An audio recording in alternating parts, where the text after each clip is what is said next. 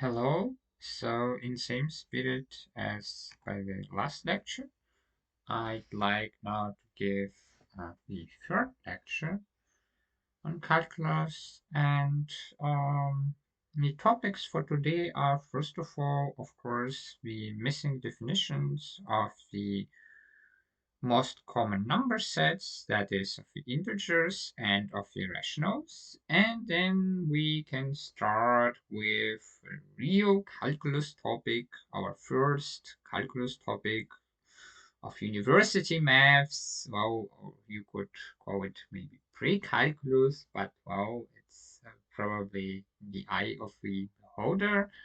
We will start with limits. First of all, of course, with sequences, but we are doing sequences to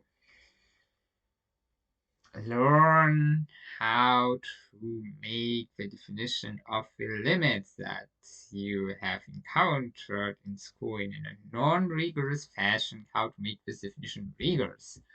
Okay, and we will consider some few limits. We'll see if we have enough time for that. I think we'll have plenty of time. Okay, let's dig right in. Calculus 1.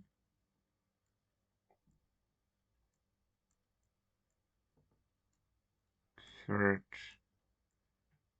lecture.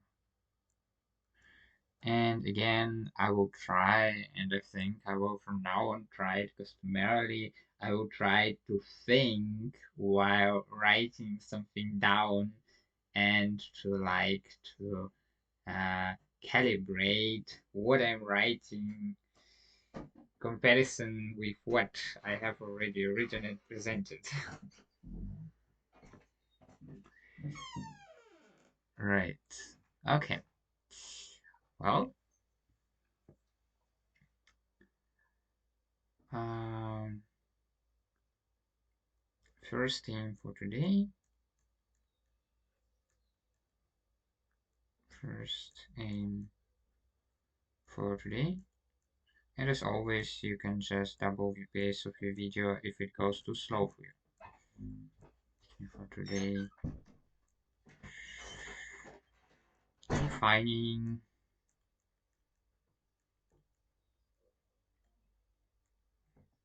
integers, and after we have integers, we can of course easily talk about rationals and rationals. That is one advantage of rather abstract in the beginning construction of numbers beginning by the real numbers. You get after naturals the two remaining number sets easily, and if you adopt a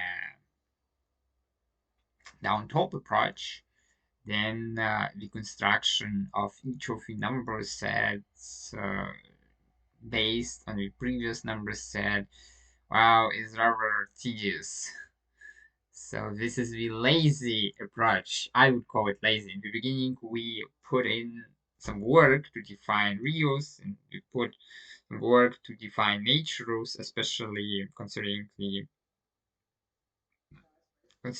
the introduction of the iterational axiom that I introduced. But after that, it's just a breeze. And by top approach, it's rather thoroughly tedious. Of course, there are no real difficulties. Well, I mean, if you don't count the level of iterational axiom as difficulties, but it is tedious that you have to define anew all the additional operations. It is tedious in sense of technical details. And here we can avoid it altogether, and this kind of nice. Okay, but let's give the definition of integers. Definition. We define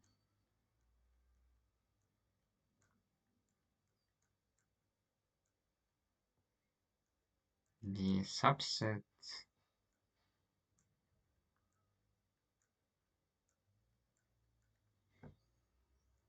Z, and that is X R, such that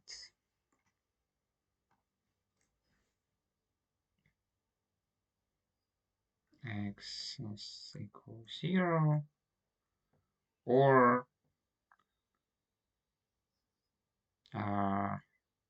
x is equal n for n element n. Of course, we could just leave it like that without including 0, but just to be a little bit on the aesthetic side, we exclude here 0 to have those really being either or, but of course we could leave 0 in here, it wouldn't change the statement. Or, up to now, it was just nature, right? But now x is also allowed to be x is equal minus n. And you should have proved that this context of our abstract definition of real numbers, where this is the inverse of the multiplicative neutral element, that this inverse, additive inverse of a natural number n is same as this multiplication of n with the additive inverse of the multiplicative neutral element. So I just use it immediately. And well, that's the integers. So it is negative numbers. Maybe we should state it explicitly, like that is same set. It's just that, and self-suggestive notation. Minus n means just minus every element in the set n. And okay, we should probably exclude the 0 to make it a little bit more neat. Right. But the idea is as usual, and we have that nice representation of natural numbers, and we know that what we are talking about are just the numbers like -1, 0, 1, and it goes in both directions by just adding or subtracting 1. So we know what we are talking about.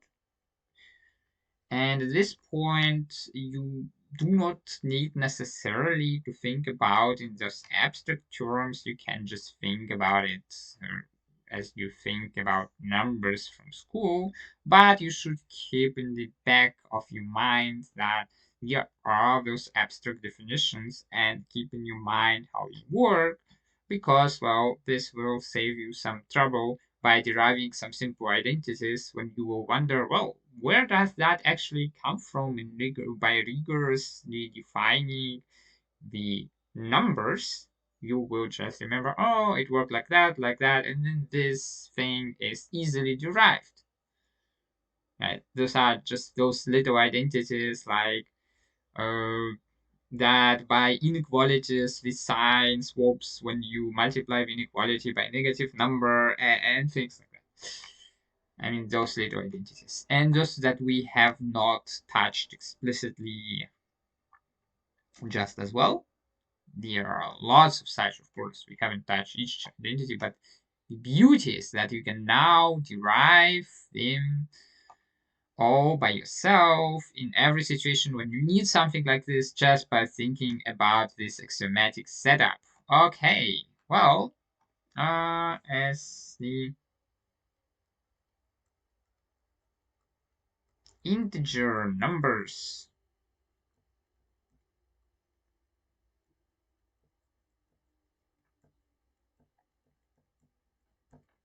right? So this thing, this set, or the representatives of this set, that is the elements of this set, are called integer numbers. All right, that's great.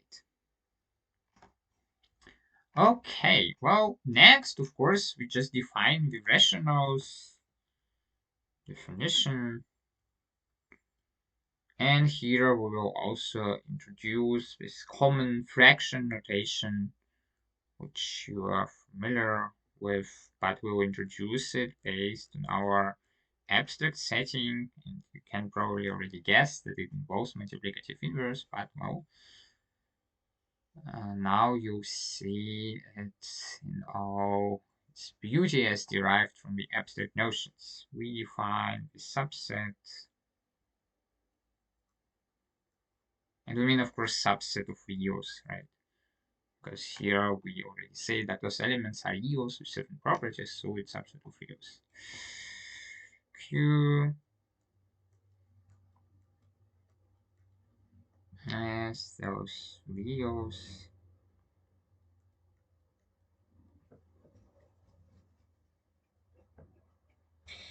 such that here is, and I could write it with quantifiers. I don't need to, because we now understand that by such phrases we mean quantifiers. I could, let's just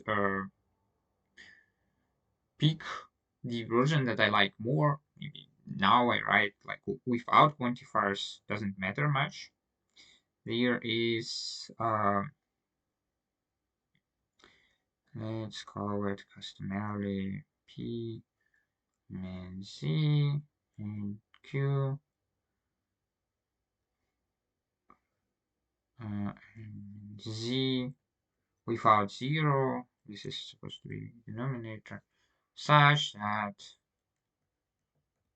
and this is abbreviation for such that. I don't know if I used that already. Such that x is equal, well, what, p q minus 1, right? And this is like multiplicative inverse, and this is in truth what is fraction with the numerator equal to 1. And of course, well, now we should introduce some notation.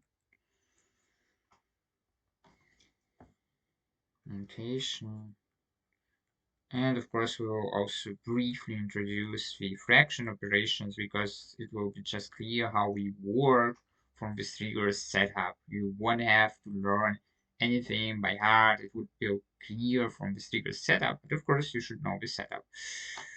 Okay, notation. You don't need to learn anything by heart. If you should, well, it's up to you. Sometimes it is useful to be able to recall it right away in the middle of the night when I wake you up suddenly.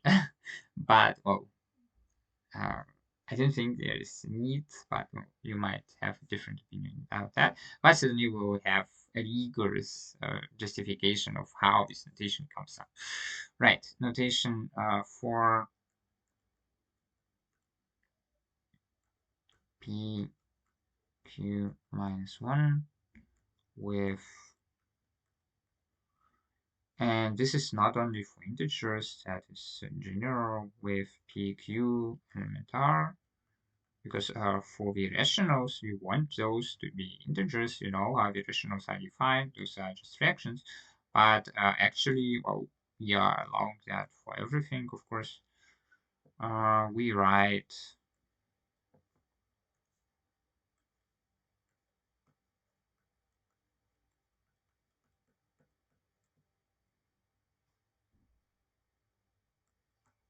and that is just definition of our notation, right? We define this notation that way, right? So this p horizontal line under horizontal line is q is defined as that, right? Okay.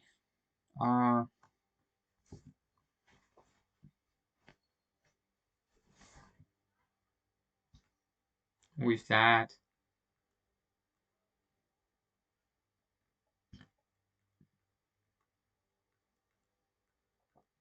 the common fraction operations. Let's call it fraction notation operations because it's nothing more than notation, really. Operations.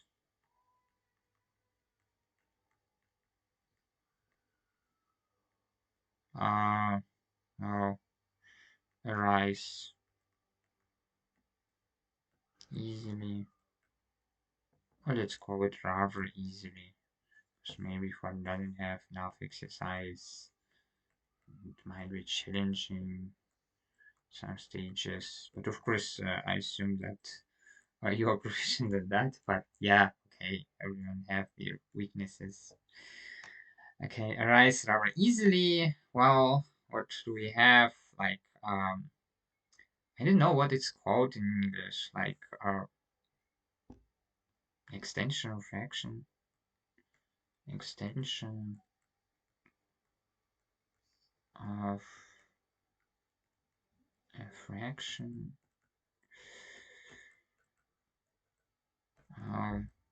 Have to show that BQ is equal B multiplied by A, Q multiplied by A for any PQ here.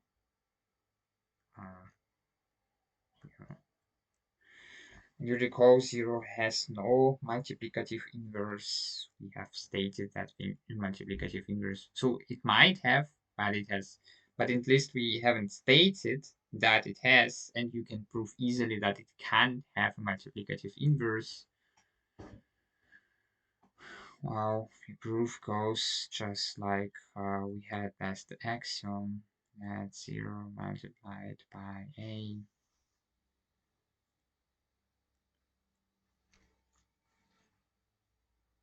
is equal to 0 for any A in various, right? So it can have multiplicative inverse because we can have one as this product, right? So it doesn't have multiplicative inverse, so it's really fitting that we exclude 0 here. We couldn't invert 0, right? Okay, but I'm always forgetting to exclude that because it's that obvious. And P is, of course, allowed to be any element of R, right? 0, that matter. For any A, P, R, Q, R, out 0. And actually A should be also without 0 because multiply by 0 then you obtain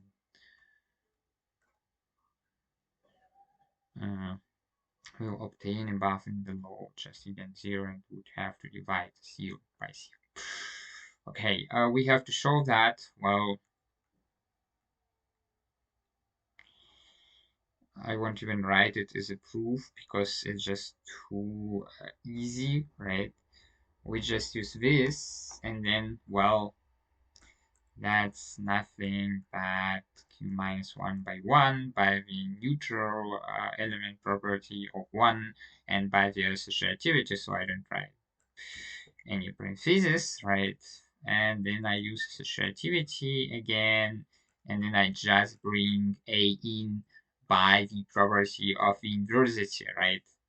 So, and now I use commutativity, and I won't write down what I use because, well, you should be already familiar with what I'm doing, right? I use commutativity, and then I use associativity.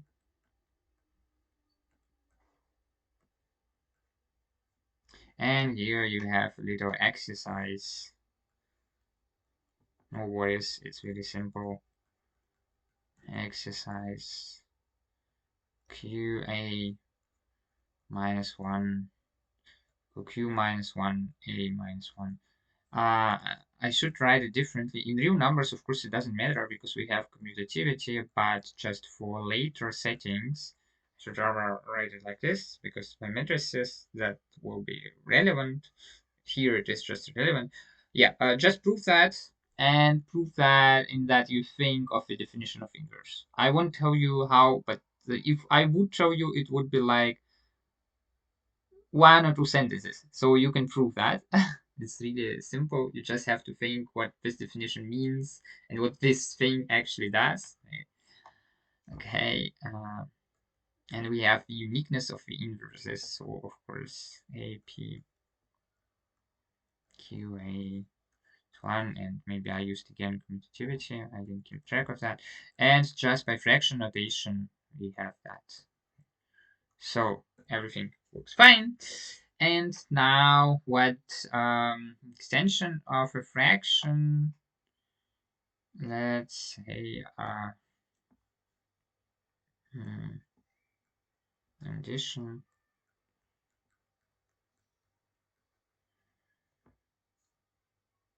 fractions, and I mean also bringing to the common denominator, that will be just a step in that, right? That well, b are without 0, and let a c dar. Oh, what do we have to show? We have to show that in our new notation, indeed, it works rather smoothly, that that is indeed a d plus c b b d, right? I have it all. Yes. Okay, so how do we show that? Well, observe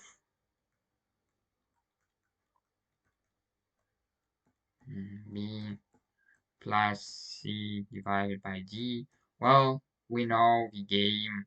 Now we have first to know what it is, because that itself is an object that only makes sense as this, because itself it is just something which we don't know what it is. What it is only this tells us, so about its structure, how it works, and so on. Right, then we have that, and then we have just to do what is stated here, right? We have to okay. Myself don't know actually. Well, you kind of have to extend it by a certain thing, and you just look it here up, right?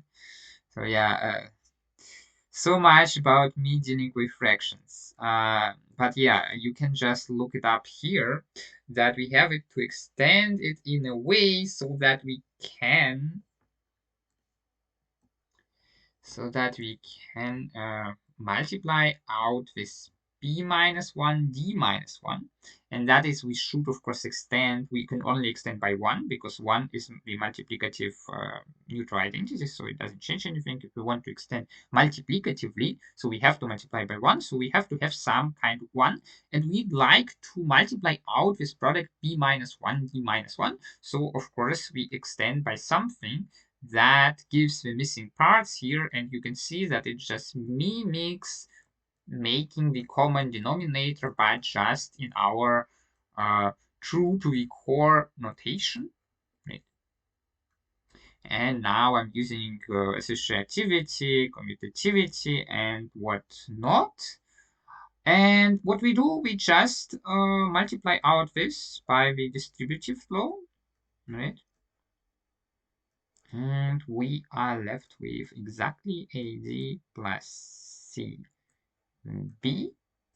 And that is by our above considerations BD. First time when I saw that, I was thrilled, because finally, those operations with fractions had rigorous, completely sane justification. I was completely thrilled, and I hope you can share my thrill. Because yeah, finally this hieroglyphs get some real meaning, that is based on something unquestionable, that is on axioms, and those axioms are completely make total sense. Everything is structurally interconnected. I was really thrilled when I first saw that fractions actually make sense in itself, that these inverse elements, those are multiplicative identities, and it is defined exactly like that, and hence those objects can be taken for granted because they are defined like what they are, but the definitions are very clear, and you only make use of those definitions to establish the fraction groups. That was complete complete satisfaction for me mathematically. Yeah. for the first time compared to school, I finally saw that it really, really makes sense to the ground. From the ground up, it all made sense finally. Hope you can appreciate it. That it actually tells you that fractions completely make sense. Okay, of course, you already learned to like understand like the nature of fractions, but you're just getting used to it. You don't know what is the basic assumptions, what is the right thing, and you have to somehow figure it out or somehow just fill some gaps by memorizing it, and it's completely unnice, right? But this makes everything completely smooth and nice, right? In the logical sense. Right, multiplication of fractions. And I think we are done with that. And of course, things like a by a is equal 1. I don't even state that. I don't even. Oh, actually, it is already written here, right? So that's that. It's nothing else but that. Okay, multiplication of fractions.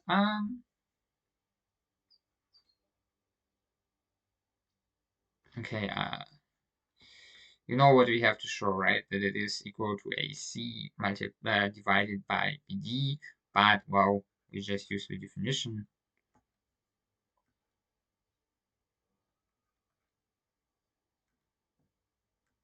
Minus 1, and we use the commutativity, and we use that property that I told you to show as an exercise, right? And then we use definition of fractions, and that's it. So fractions are completely justified now. When you don't know how fractions are done, whatever, yeah, of course you should know. But when you do not know why, just write it down and you have it. So it is completely rigorously justified, and that's great, right? Or at least that was my feeling about that. And now we can state, now we can state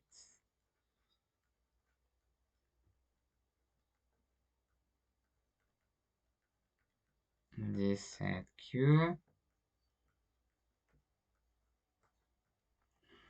in a more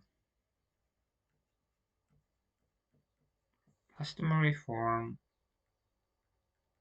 with that definition of what this customary notation for fraction is in our framework.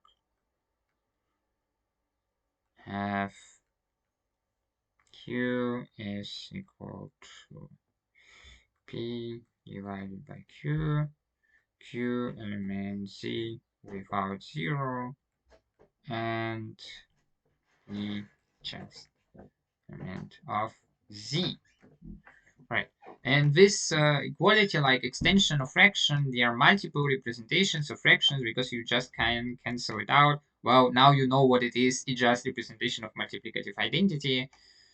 And that is what it is really structurally like on the highest level. All right. And by the down top approach, it is a little bit different. It's same in the spirit, but you argue via equivalence classes. And since I decided to not introduce equivalence classes yet, to not overload you, okay, I introduced the iteration axiom instead of that. But okay, so yeah, there were some choices to be made. So there you argue by equivalence classes, and you have to define operations on equivalence classes, and it's tedious. It's tedious technical work. This is much nicer, and this is also really nice intuition because oh, the axioms of the real numbers, except maybe for supremum axiom and the rational axiom, but the rational axiom, if you think about it, also they are very natural.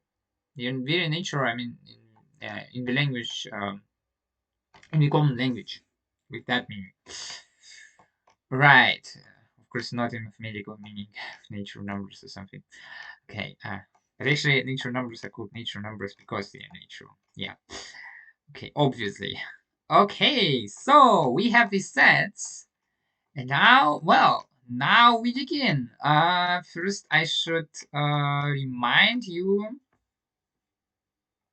just for later purposes, recall sigma notation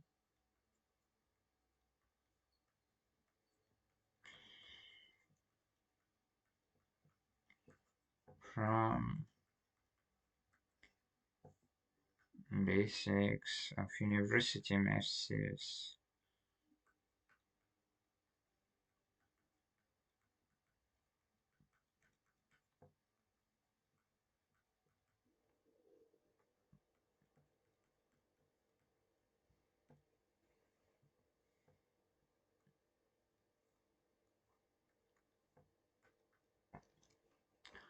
Okay, but now after we have natures and fractions, we can start with sequences, and this is will be our first uh, more or less analytic topic that will lead up to like limits of functions, or more like limits of sequences will lead up to limits of functions, and from there we can already start with real analytic notions like continuity, differentiation, and things like that. But first, let's cover those basics that are interesting in their own right. We will see something interesting about the structure of real numbers here, and yeah, this is not uninteresting at all, actually. Okay, well, how should I put it? Ah, yeah, a remark.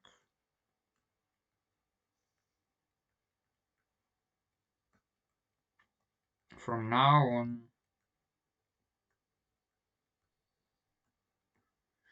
we treat the numbers uh, in same,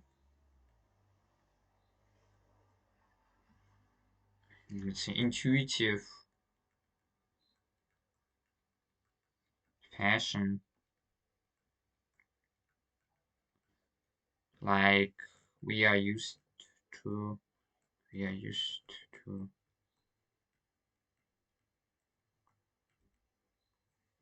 from school. So that is, I won't spell it out anymore when I use associativity or commutativity. That will be like an obvious thing. And using multiplicative inverse, I will sometimes use fraction notation, sometimes will use multiplicative inverse notation. Using neutrality, I won't spell it out, and things like that. You should think of that maybe in the beginning, but generally, well, just understand that it is a natural thing, but understand it really structurally. So, but it's up to you how you make it out with yourself in your consciousness, subconscious.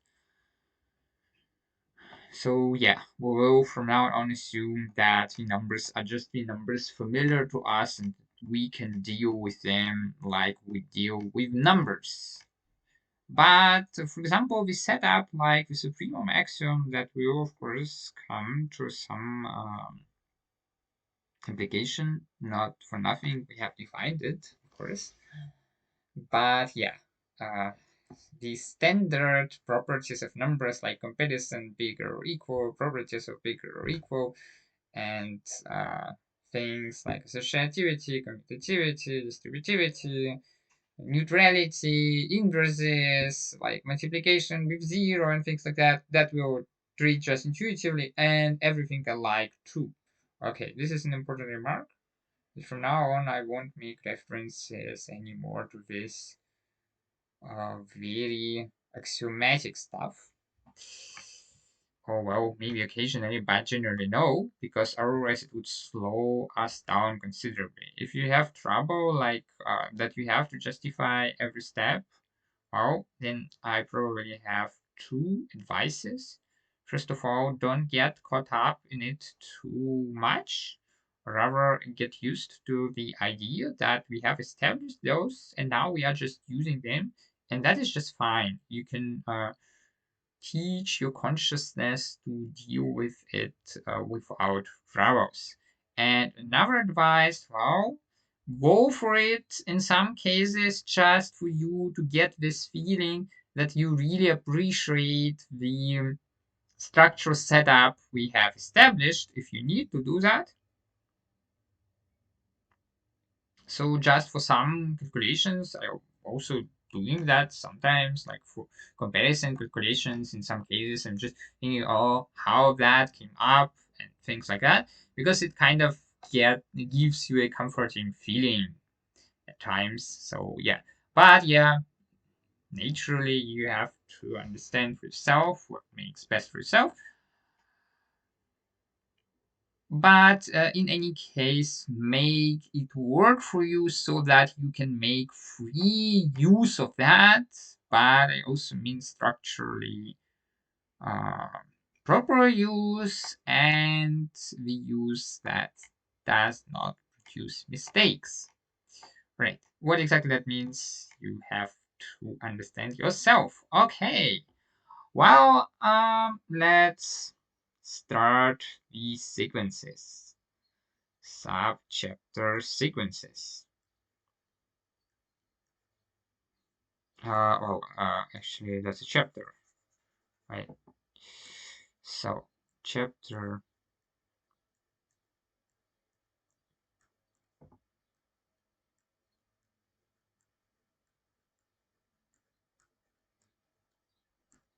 sequences. Okay, let's look at that.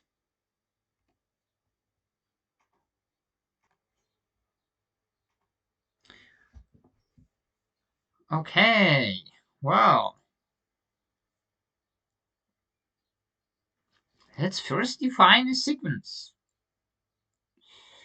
Of course, you are used to the notion of sequences, at least a little bit from school. You probably have seen things like, I don't know, like take numbers lined in a row, lined up in a row, like this. For example, you take first the number 3,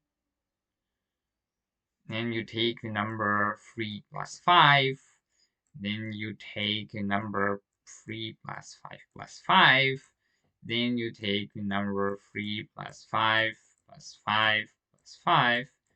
And pay attention, I already used the notation for natural numbers very naturally, but of course not necessarily in the legal setup, because this decimal notation, of course, the definitions 1 to 9 we kind of have, and we could have definition for 10. But okay, I will use this notation naturally, because you know that if you like to, you could even define this number very naturally. You would just define it, and I mean, yeah, I'm not kidding, because we don't know what decimal notation means. Write down 2, 3, 4, 5, 6 times. But okay, we will take for granted that decimal notation works. But as I promised, I didn't forget that I promised we will justify the decimal notation. But for now, we will just assume that we have justified it, because it will anyway only come up with examples. It won't come up in places where it is relevant that we are using it before justifying it. So yeah, everything will be laid out properly, right? But yeah, we could just define natural numbers in that way, right? You would now, you imagine you have written that down, whatever, 100,000, 123,456 times you have written 1 plus 1 plus something down, and yeah, you have defined that number. Okay, but yeah, you are used to this, and you know how it continues, right? This would be an arithmetical sequence where the next,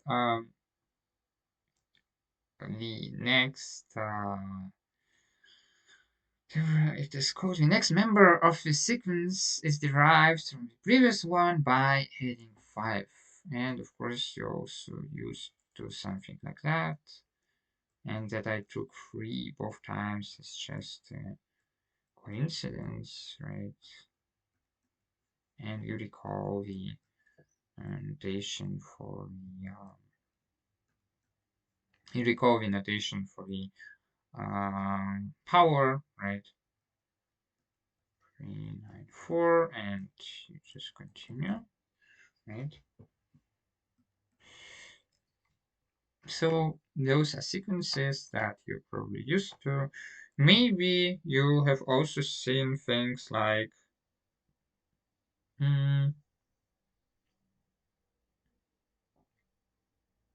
how, let's say, most natural thing, 1 divided by 2, 1 divided by 3, 1 divided by 4, 1 divided by 5, 1 divided by 6, 1 divided by 7, and so on. Those are the customary examples of sequences of these customary examples of structured sequences. But what is the general definition of a sequence? Well, you might notice that what we are doing is actually lining up certain real numbers one after another. In this case, we didn't go beyond rationals, but of course, we could make a sequence like that, so it's really lining up reals. And we don't know yet what this number is, but you just know from school, so I'm making use of that. The pi, the circle number, so the most important number for circles, and the Euler number, right?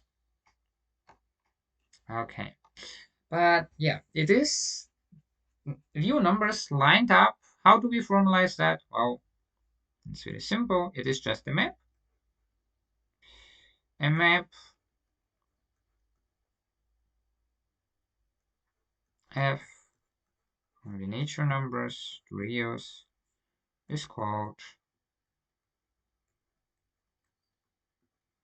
a sequence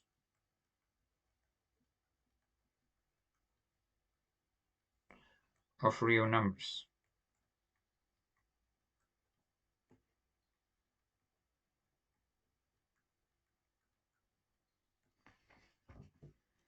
All right, let's think about it a little bit. Well, we take 0, we take a real number that is associated with 0 by means of the map, right? So you could think of that like, well, that is actually what the map does. 0 is mapped to f0, and this is some real number. 1 is mapped to f1. And by f1, I mean, of course, f of 1. By 0, I mean f of 0. But yeah, probably used to it. Okay. Well, and so it goes on.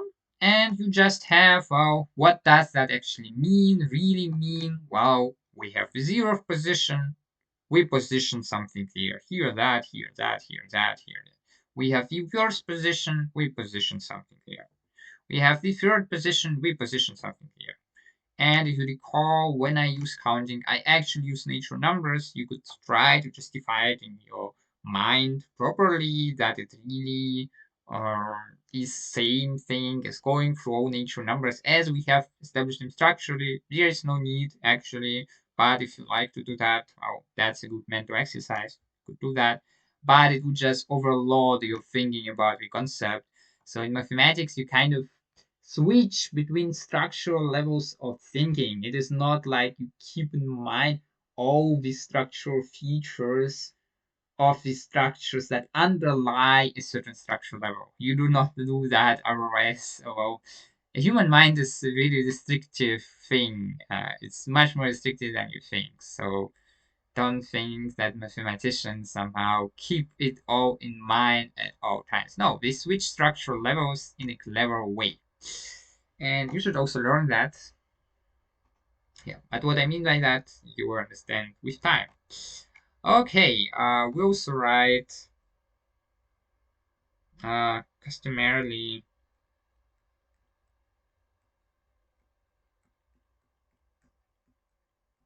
such functions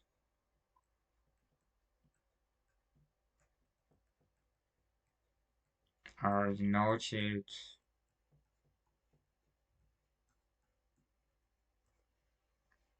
by small Latin numbers, by small Latin letters, by small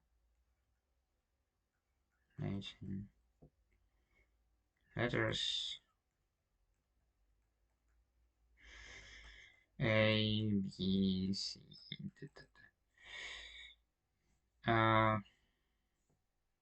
and we write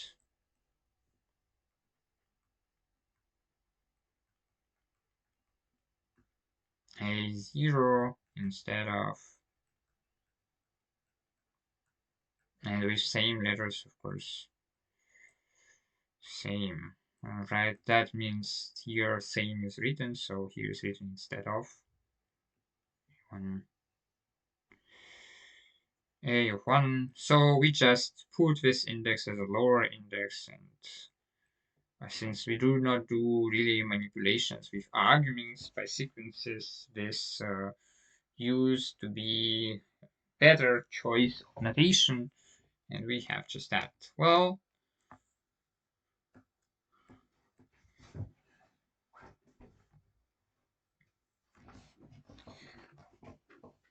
do we have as examples? Well,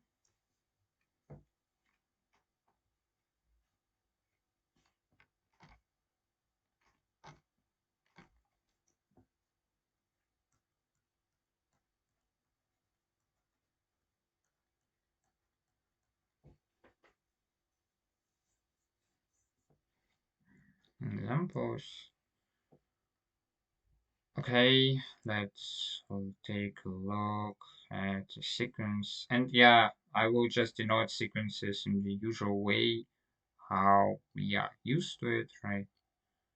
Examples 1, you could also write 1 divided by 1, 1 divided by 2, 1 divided by 3. But you could also keep in mind that I just give that a 0 is actually that, and there is such a function a, and we will use it in notation. But when I just like to denote a sequence in a particular way, well, just like by denoting a set by listing its elements, I will denote the sequence just like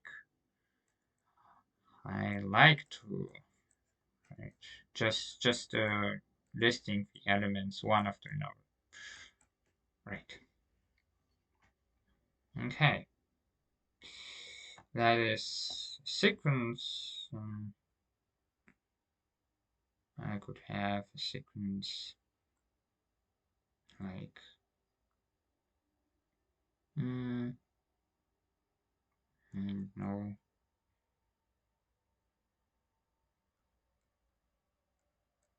4, 6, 8, 10, 12.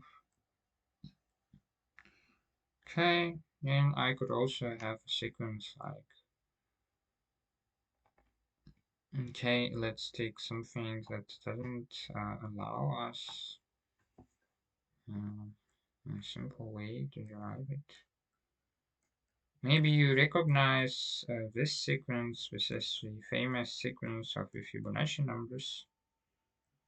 And to have an explicit form of that, we have not yet talked about that, but we'll do in a second. You can notice that this sequence is given by a1,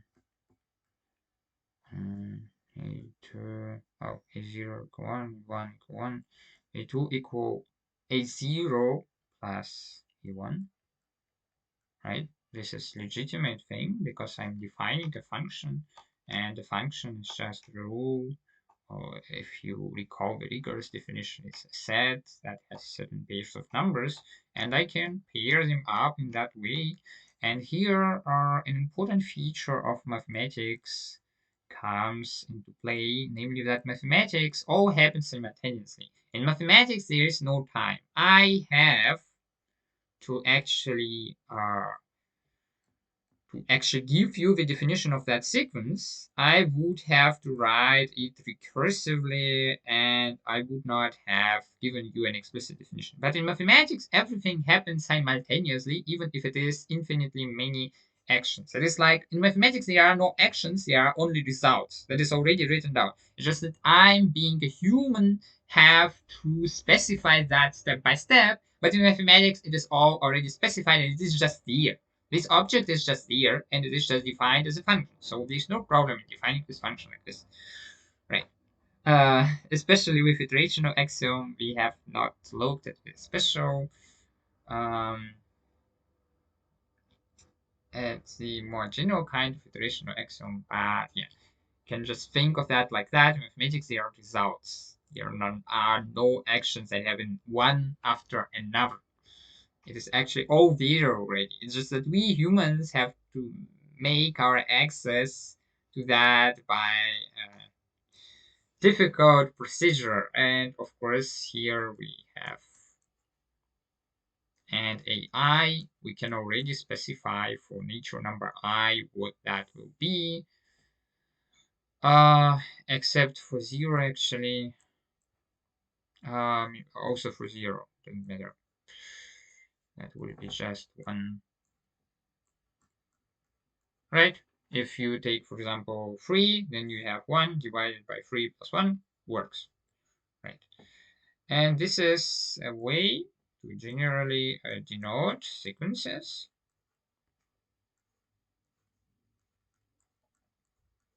You see, that is, I go through I in N, and at the position I have this number where I plug this I in, right? Okay.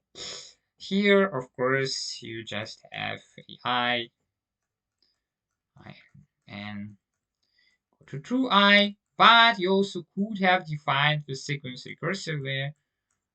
It will be rather stupid because this form is always okay, not always. Both forms have their advantages, especially when we will deal with limits. It will become apparent, I think.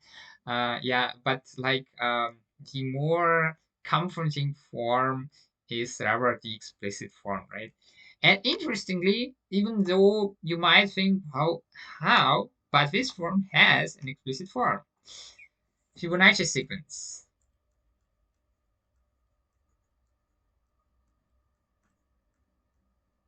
And this is generally a very interesting mathematical object in the explicit form. There comes a certain number connected to proportions. The golden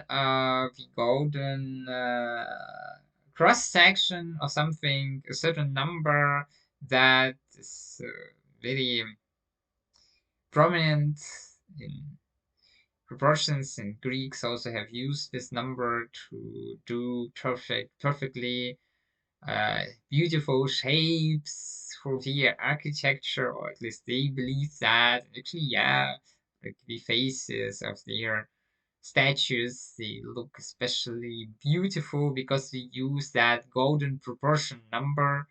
And I don't know what this number is called in English, but I think you will find it like at the golden proportion number or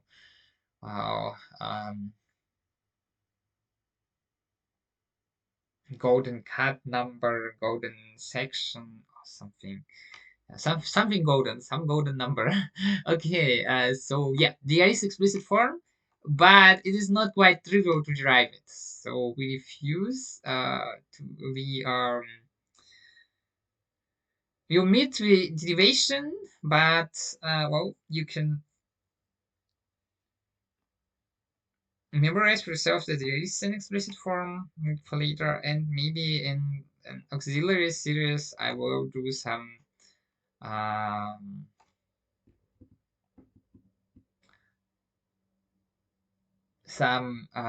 video series on miracles of mathematics or beautiful mathematics or things like that, and yeah, I will show you how to derive that. But I don't know. I think we are not mature yet enough to see how it is derived, because I would like to derive it properly, of course. Yeah, and it's nice. It's actually nice. Right.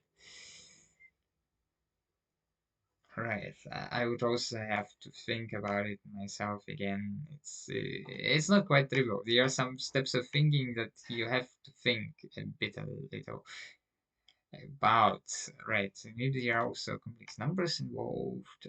Yeah, I don't recall exactly the derivation, but yeah. Do you see an explicit form for this sequence? However miraculous it seems, seeing that this sequence actually defined like that. What is more recursive than that? How could you define that explicitly? But yeah, it works. Okay, what I want you to focus your attention on is that this is actually also defines a function because it's our human way to gain access to this definition, but actually in mathematics it is already all defined. Because mathematics is a world where everything happens simultaneously. There's no time. When there's time, it is like an abstraction of time that is specified just to make mathematical concepts again more accessible to us, but now to make them intuitivizable. That is why in some contexts, like stochastic processes, you will have time, right? But it's not times we are used to it. It's more like we can project our concepts as if it could be treated as time. Okay, that's a few examples. Maybe we should also have something more drastic. And here I just assume that you are like familiar with those notions. They are really simple, of course.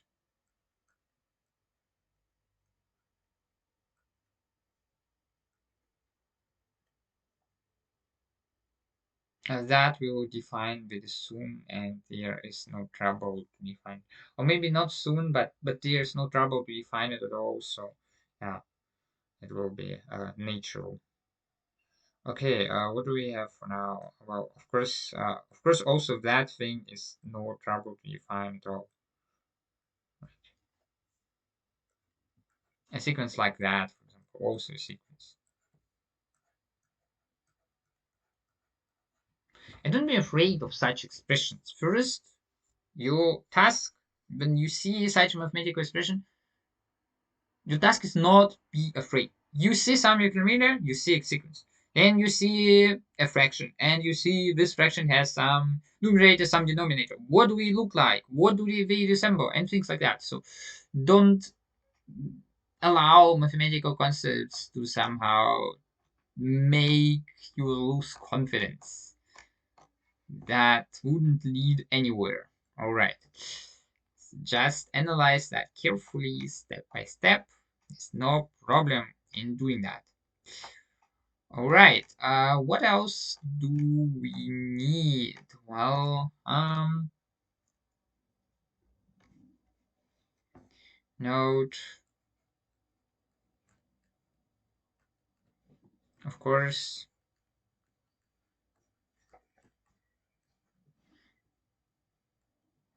for each sequence,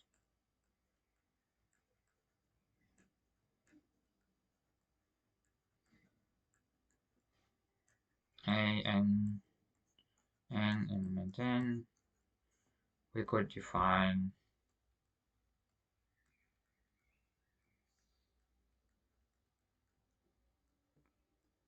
a sequence that starts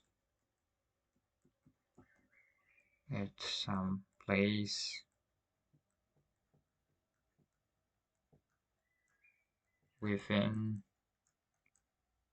A, N, and then and just follows it. Should just go through members of AN from that place and follows it. This is then as follows. Um, let's call it, well, you can call it with a different letter. So that's too fancy for that, but yeah, you're getting used to things, so let's be very generous. That will be just AN plus k, and then for a fixed k, that is, I choose a k, and then I define this object, right? I define that like that after having chosen k. For a fixed k,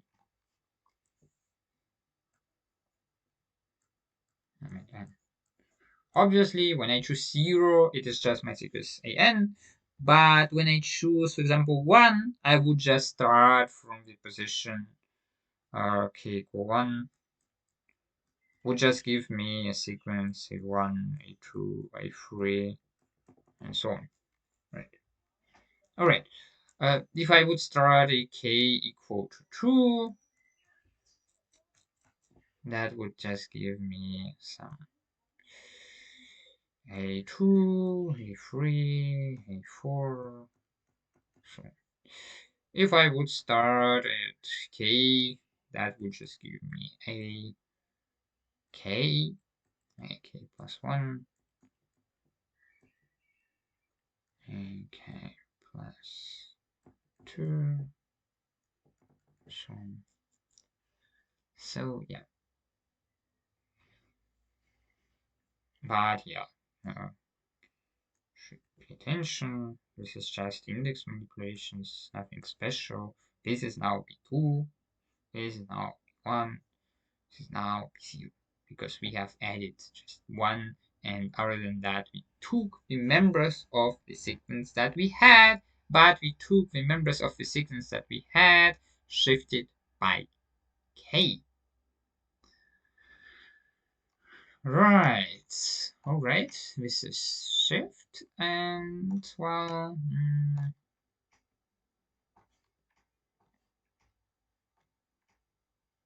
what else should we do? Should we already do this definition?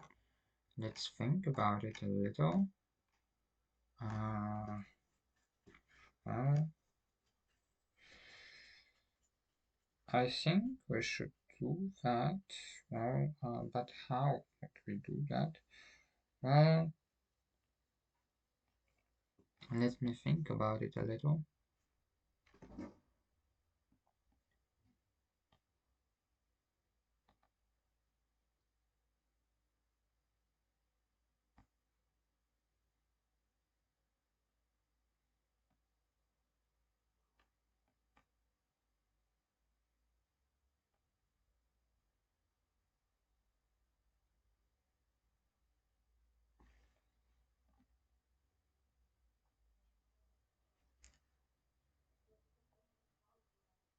Okay, I know. Yeah, okay. That works. Yeah, we'll do this definition now, even though it might be a little bit abstract in the beginning, but yeah, just think of examples. I probably won't give any. It's really simple. Just look at the sequences and think of examples, but yeah, uh, give any because it's just same thing, giving examples in the same way, and we want to manage to do something, right? Definition subsequence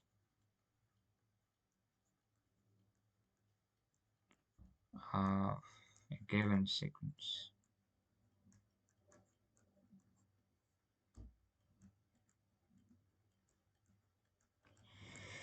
Given a sequence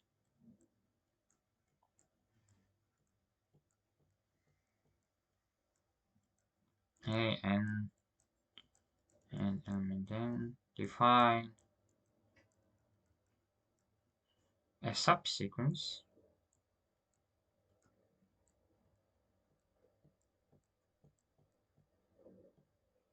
of a and then via a and k and 10, and don't be afraid of this notation. By this nk we mean that we have all the indices of our sequence A lined up, Right.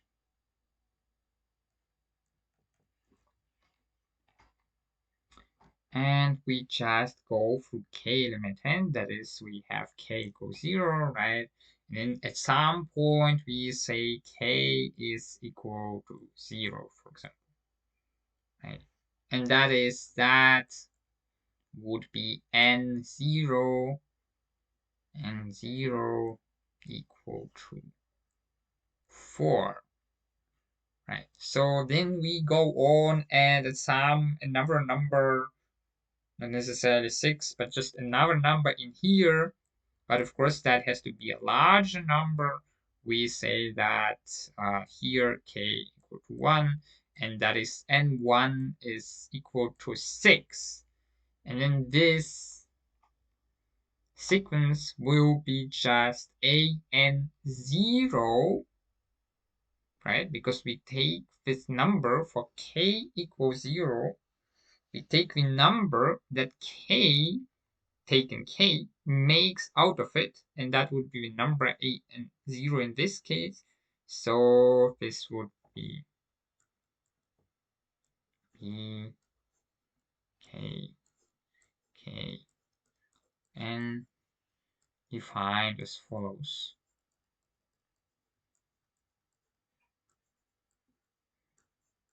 And that was just an example that we take the indices according to going through n by the sub indices. We take some index for each sub index. And with that, we kind of take the members of the sequence, but not all, but just some. But remember that there are infinitely many members of this sequence. This is 0, a1, a2, a3, a4. And so if we take such a member for each k, we continue going, and for each k, we make a choice. And then again, we get a sequence, just because you can see by iteration that you can go on and choose those things. But in mathematics, everything happens simultaneously. And so what you obtain will be a proper sequence. But you think of it as obtaining, but in mathematics it already is, right? Defined as follows.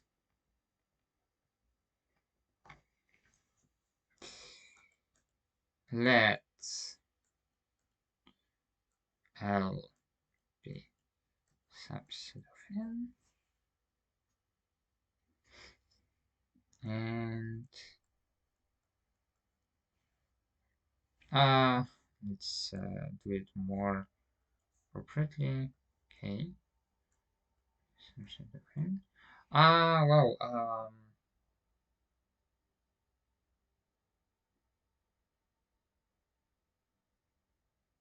I'm just thinking. No, actually, and you'll see why I'm introducing a new one in a minute.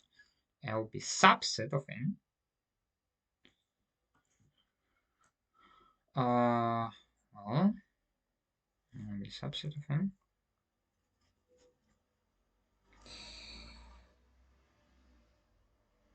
And by this n, we now think of the indices of a sequence n, of a sequence A.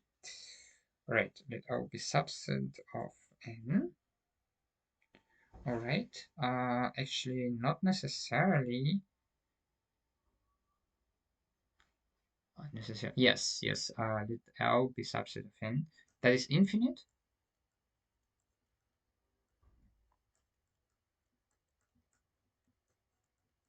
And by infinite, well, rigorously, we mean definition, a finite set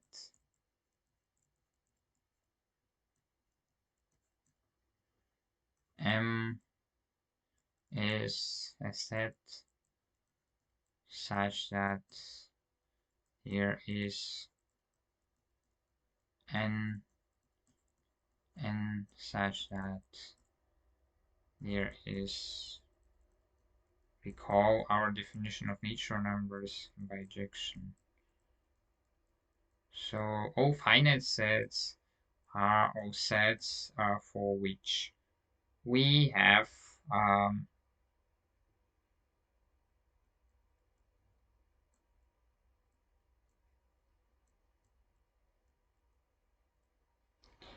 we have that the number of elements in them is an n for a natural number n. And infinite sets are then, of course, those sets for which there is no n, such that there is a bijection from n0 smaller than n smaller equal n goes to m.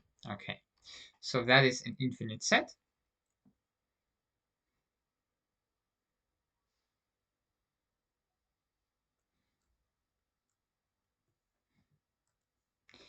Let L now it is an infinite set, but iteratively we could just list its elements. That is just how I define the listing. This set contains some elements, and I like to talk about those elements so I know, since it is a subset,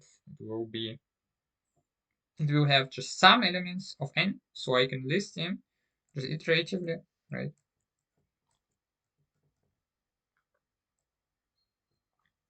Okay, and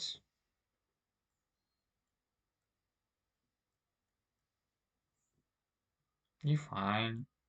Yeah. I wanted to define it differently. No. Yes. First that and define.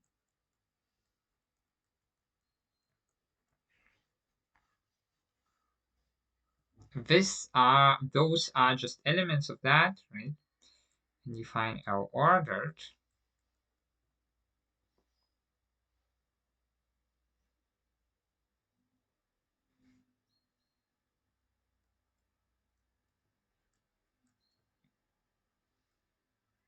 And this is same as we said, only that it is ordered, right? Ordered means, well, what does ordered mean? Well, one this is same set is ordered, and that means the position of the element matters, and that is why I'm making tilde. First element might be now element L3 or L4 or whatever, L25 or whatever. Ordered means that this relation actually holds between the elements with exactly those names, right? And that is why I now take an infinite order tuple, because I like to make it expressive that the order matters. We call the ordered pairs, and this just extends the concept of the ordered pairs, right?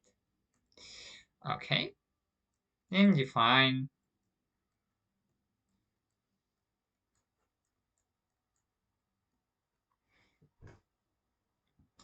Well, what did we have? We had a n0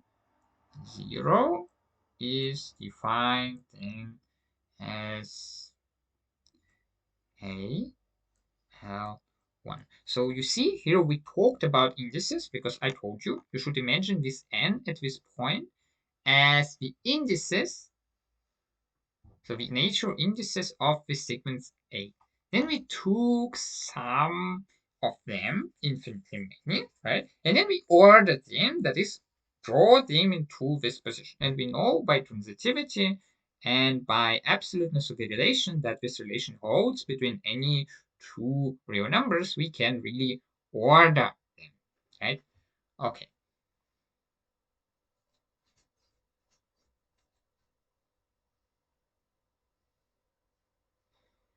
All right. Now that I think about it, for that we should show an additional theorem, not axiom, but well, okay, we take it for granted because well, we don't need it explicit. But if you are interested in, we would have to show something like.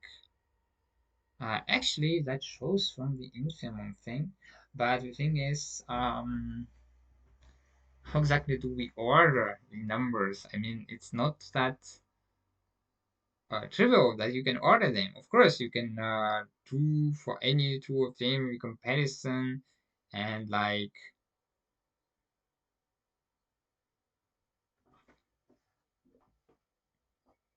Mm,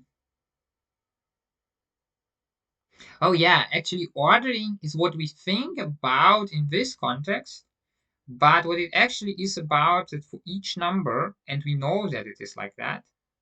There are things that are above or equal that, and there are things that are below or equal that, right?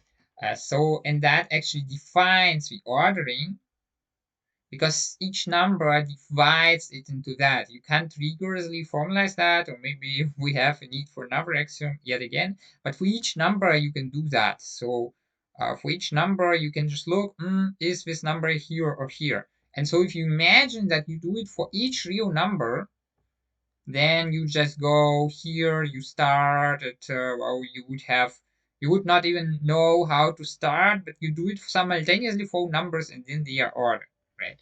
Um, by natures, it's simple because we have this form. So after we have established that form and we have established that, well, a is smaller than a plus 1, which is established simply by this well, one uh, I always write it in the wrong direction. Yeah, uh, it's just established by that, and we just add a, right, on both sides. It's here plus a, here plus a, right? After you have established that, clearly the nature numbers are ordered, and so we can put them in that direction. You could also recall that with intervals. That is clear. And then by induction, you could have that the ordering really persists infinitely, meaning that that on each interval you can order the nature numbers in that way. No problem with that. And by induction, I mean using the theorem about the induction property of natural numbers from the last lecture, right? About the statement P that we said of elements satisfying the statement, exactly we said of natural numbers. This is exactly induction, just formalized in language of theorems and axioms and the like, right? And so you could order that. Okay. Well, when we order that, and so it goes. Okay. Then define a and 0 as a one, and that is this was a subset of indices of a. We view it like that. And now we just took some of them, but we took some of them. We go through the sequence A. We go through the I mean, we go through the sequence A, we encounter a number. Then we took that number and we don't go back anymore. We go further, we encounter another number, we take this number, okay? We go further to A, encounter that number, take that number. And so we make a choice of actually increasing numbers in indices of A. But this choice could be arbitrary, right? An infinite choice, but other than that, arbitrary. Now we order those, right? It was set, so it was not ordered. It could have been listed in any way. Now we order them, and then we define that a and 0 is simply defined is a one, and this is what this intuition means. And well, you could also say that this is b0, or you could say that this is b0. It doesn't matter. This is just how the sequence is defined. All right. So if you want another name for this sequence, call it B, define it like that.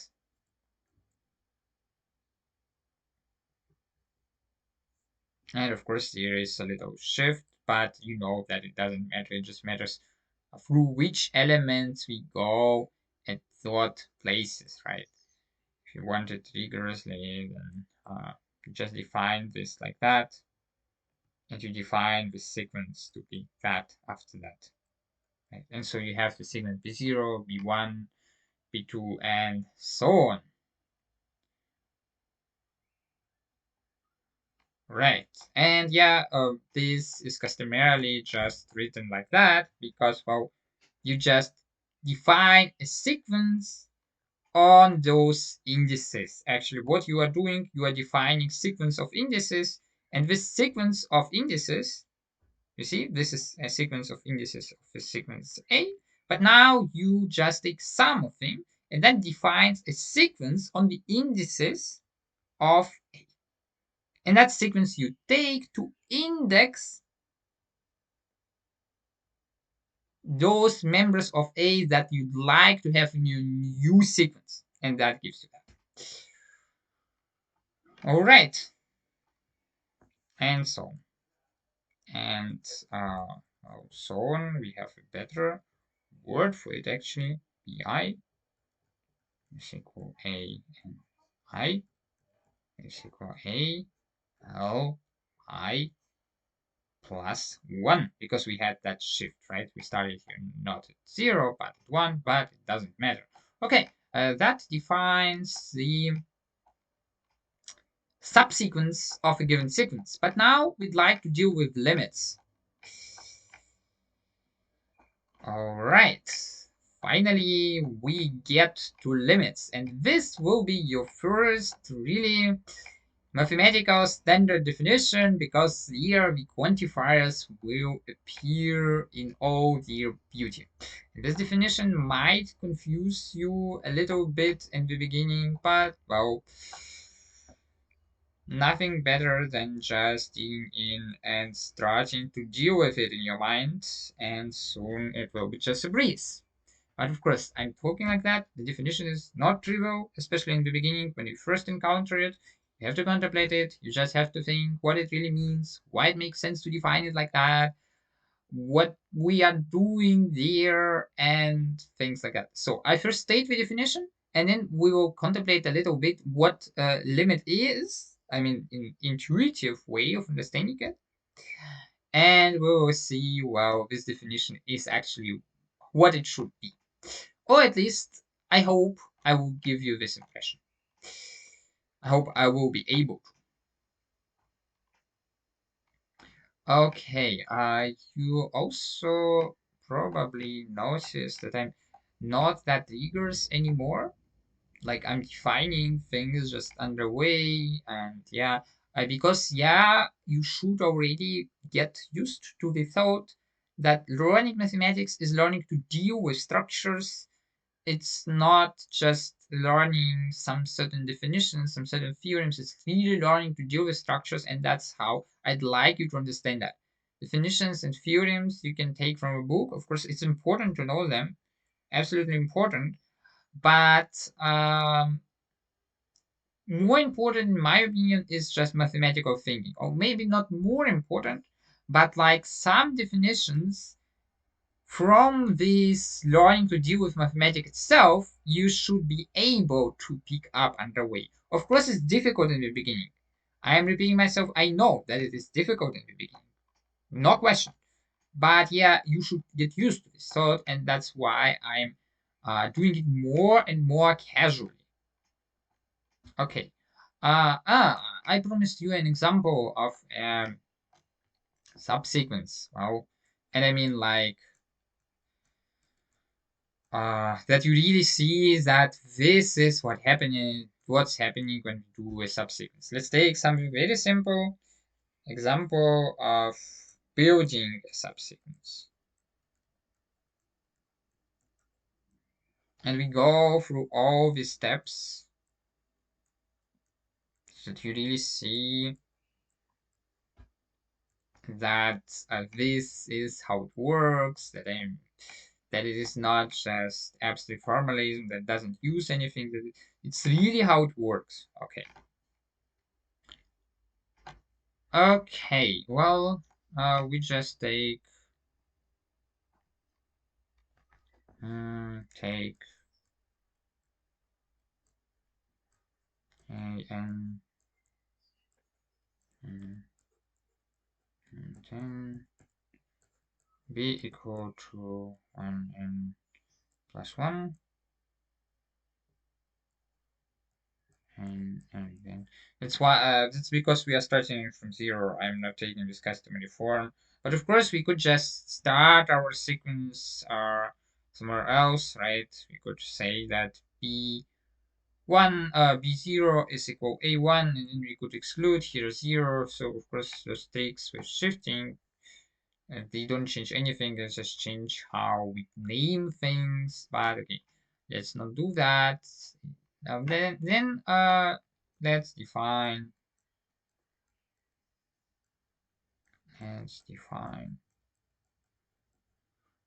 L.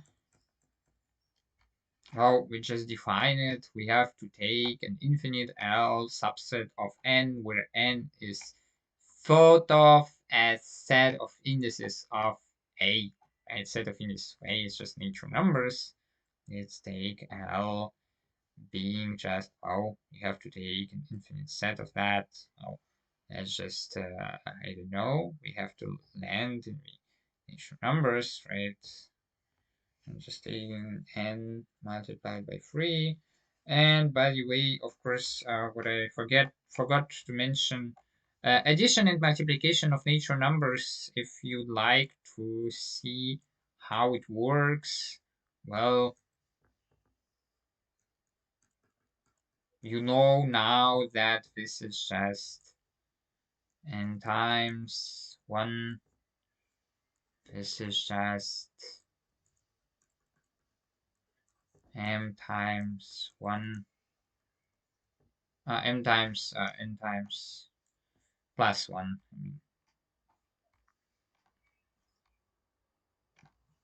And then you can think about, but this is quite trivial, right? Then multiplied by m.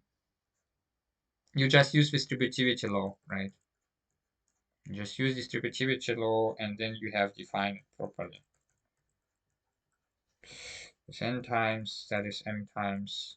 And yeah, just for this huge sum, you use the distributivity law multiple times. We could come up already with a general version of distributive law. I didn't mean anything fancy. I just mean when you use it subsequently, it's just like taking one, multiplying by the whole, plus taking another element, multiplying by the whole, plus taking another element, multiplying by the whole. So this multiplication and addition are perfectly fine. That we had here 5 plus 3 and things like that. Okay, and now we take n multiplied by 3. This set satisfies the condition of infinity. Now then how we have to order this set, right?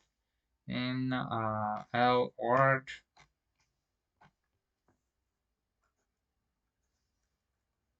Now we just have to take this set in the ordered fashion, right? First we take the smallest, well, multiplication by 3 preserves the order, as we know from our properties of bigger or equal, or we could have seen that immediately, right? And we just says that 6, 9, whatever. You see, this is now 3, 6, 9, 12. So we are actually adding 3. You see that this is, of course, just a subsequence of the numbers 0, 1, 2, 3, 4. First we take this one, 5, 6. So we take each third, and so on. So you see that's really a subsequence, as I told you that nk will be a subsequence of those indices, and of course we have 0 with 0, 3, 6, 9. Of course you could justify that all vigorously, as I explained to you, the properties of this, right? Then define, then define how you see that this is just how b equals 0 is a and 0, and a and 0 is just defined as a l tilde 1, and a tilde 1 is just 0, so that is just defined as a 0, and then you have a and 1 defined as a 3, and that is b1 just by definition.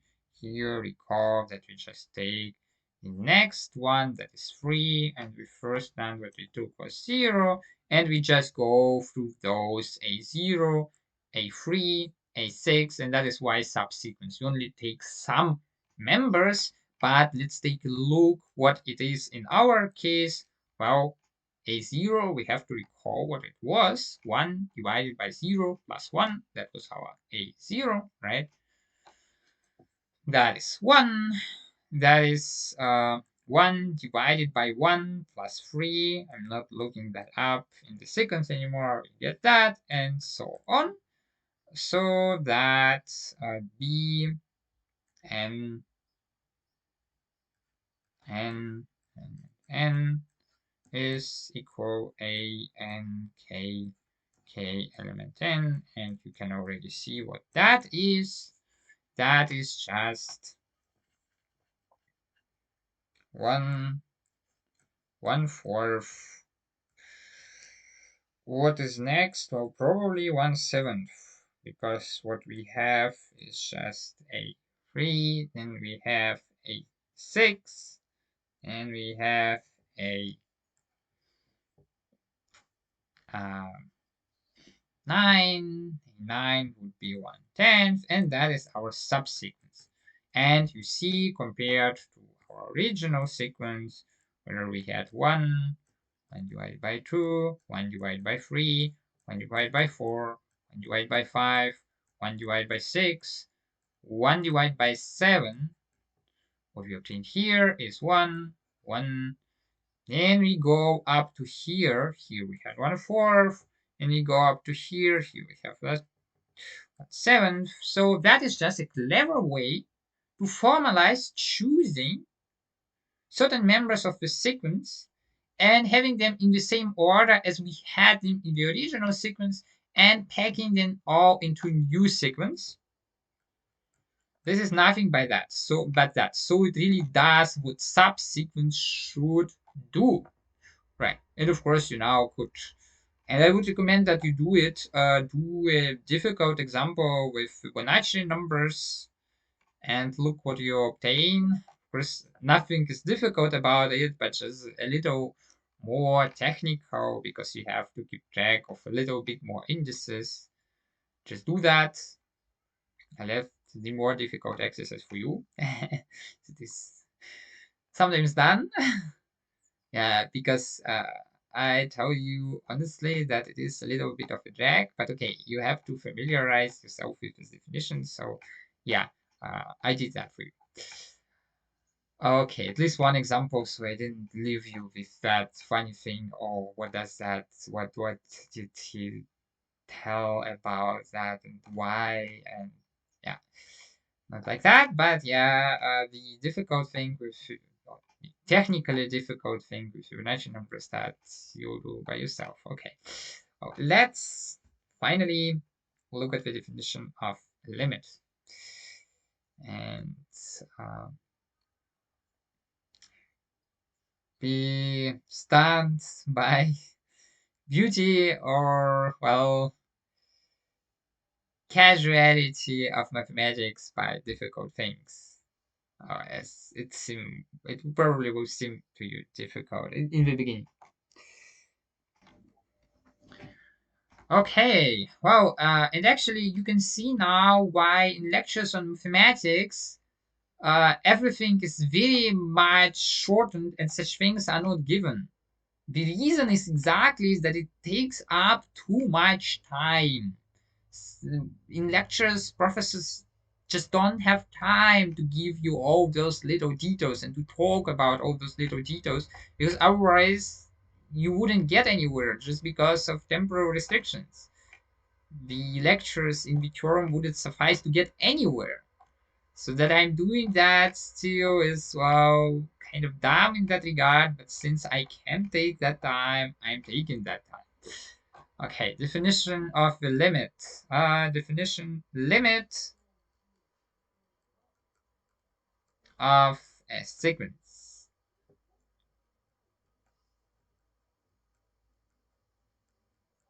And here we will do some customary proofs that are not exactly immediately structural. And yeah, here is more or less where like um standard mathematics starts, you could say. Until here, until sequences and limits, especially, we just had some structural considerations about how to establish everything. But by limits, mathematics starts. I mean, standard mathematics, like mathematical, basic mathematical work, so to speak, starts by limits. Of course, it also counts as basics, but for um, beginners, the standard mathematical work actually starts by limits. Right. Until here, it was just structural considerations, so to speak, and here we will look really at the properties of objects in detail that are not familiar anymore. And we will do proofs about them. Proofs. Limit of a sequence. Okay. For a sequence,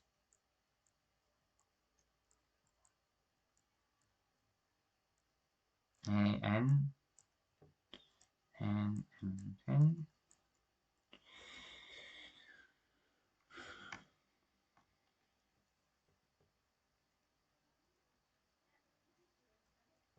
if a number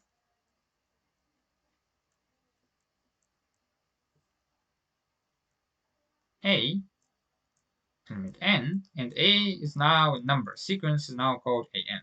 Okay, the number a, of course, it need not be an element of n. It will be quite disappointing if a number a element r exists, and that is there is such a number in R that exhibits that property, such that, and what property? Well, that we will write in the equation quantifiers, such that for all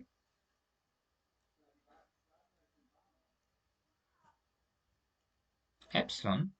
But I told you, in the beginning, this definition might be really weird, but we will think about it and we will find out that it's actually the most natural thing. Okay, such that for all epsilon and r bigger than 0, there exists a natural number and epsilon, so it depends on epsilon. We go through all epsilon separately, look at them, have to establish this property in order to have existence of such a, right? We go through each epsilon to establish this property, and fixing an epsilon now, and go through each, but for each we can fix a natural number in epsilon in n that can depend on epsilon, no problem. There exists an epsilon element n such that for all natural numbers that come after, and come after means, of course, in sense of bigger or equal, it come after an epsilon, we have that a minus n, that this absolute value is smaller than epsilon, and now I realize that I have not defined epsilon value. That I will fix now.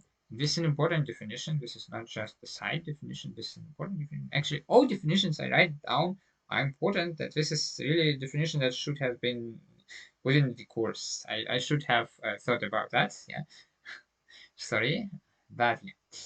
Okay, and as I told you, don't be confused by this definition. It looks kind of intimidating, but yeah, we'll explain what it really means, and it will all make sense in a minute. Okay, well, first let me give you definition of absolute value. Of course, you know that, but okay, let's define it properly. And there are also some properties of absolute value. I should also state them. So it is a function, a map from R to R. No, That is how we denote a map, and we just denote that map like this, and that means that there we write the argument of a map. So it is a map denoted in the special way because it has special meaning, very customarily used, right? Okay. All right. Definition called absolute value.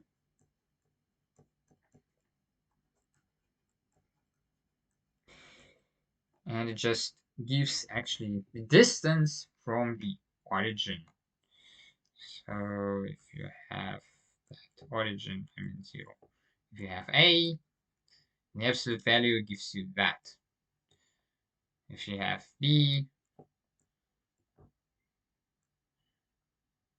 the absolute value gives you minus B, because this says B in the negative part, right? This number would be negative, and well, this gives you just the distance. Here the distance is just A, right? The distance is just A, right? Because you recall your number line, the distance is just A, but here the distance is minus B for a negative number. Oh, and that is exactly what it does. We define A is, well, of course it is A for A bigger or equal 0, 0 has distance 0 to itself, and it is minus A in case if A was smaller than 0, and this is just a function with a distinction of two cases. That is, this function depends on the argument in the way of two cases. In one case, the argument could be any number bigger or equal 0. In another case, argument could be any number smaller than 0. And you see that though this distinction really divides R into two sets, so that this definition of the function is okay. But this really gives just distance to the origin, right? And I should first, well, if you see such a definition, you should think first about what are constituents in it, and if you understand all the constituents. And that is perfectly understandable, right? Positive real number. Okay. You don't look at quantifiers yet, you look at the constituents. Positive real number? Okay. No problem. Then a natural number? No problem. Natural number bigger or equal than a natural number? No problem. And there, this thing, well, should clarify what that actually means. What is weird? This weird thing? Well, maybe it's not weird to you, but I'll clarify it. Okay, a minus n if a minus an is bigger or equal to 0, right? This is the number, and they are just use the definition of the absolute value. I mean, this in the absolute value is a number, and I just use the definition of the absolute value, right? This is a number if a number a and r, and those are all real numbers by definition of sequence. So this the difference is a real number, and I just take absolute value of this real number, okay? And well, just by definition, that is that. And we know that we could add on both sides an, and that is just a b bigger or equal an. Okay, and here you have that is minus a plus an. Oh well, let's write it in a more customary way, but well, I'll write it just like that, because that is minus that here when this is actually smaller than 0, which is same as a smaller than an. And let's write that down also into cases. Of course, this is not, you should write working sheet, but you can write that like on your side sheet just to know what that is. And that is a minus n smaller than epsilon, those two cases, and this is an minus n, a smaller than epsilon, and that is same as a n. Of course, you don't know yet how to rewrite it properly. It's like I'm telling you how to do that for this, and actually I don't want to have it like that because I'd like to there's not a big difference, but I just like to do it rather like that. I'm just manipulating numbers. You can think of that. There's no problem in doing that. And we have a plus epsilon. And of course, I mean to say that this is in case when we have say n bigger or equal 0, a minus n or than 0. But what we are interested in, well, you see, that is what the statement says itself in case when a minus an is bigger or equal to 0. All right.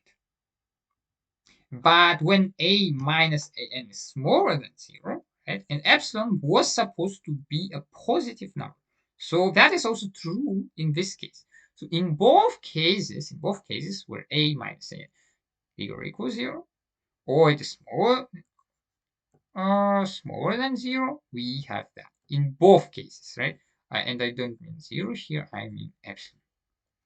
Right? Because we have just seen it's both cases, and in this case we just have it because this is what this saying transforms to, as we see on our side sheet, right? But in our case, it turns out that this also works. Okay, let's check this other case. Is that what I wanted? Yes, exactly. Let's check this other case. This is in case when a minus an is smaller than 0, right? We have that if a minus n is smaller than 0. Let's look at what happens when that is bigger than 0. Oh, and that is bigger than 0.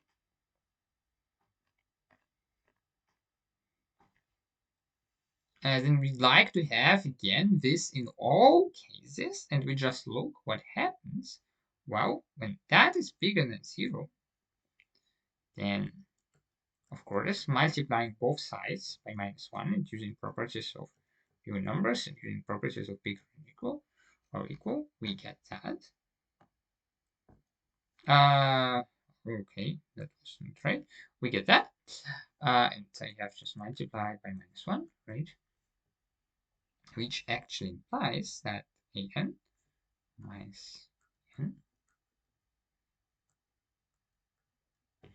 and that is implication, a minus n is more or equal to 0, but that is transitivity and epsilon was chosen like that. So this also implies in both cases.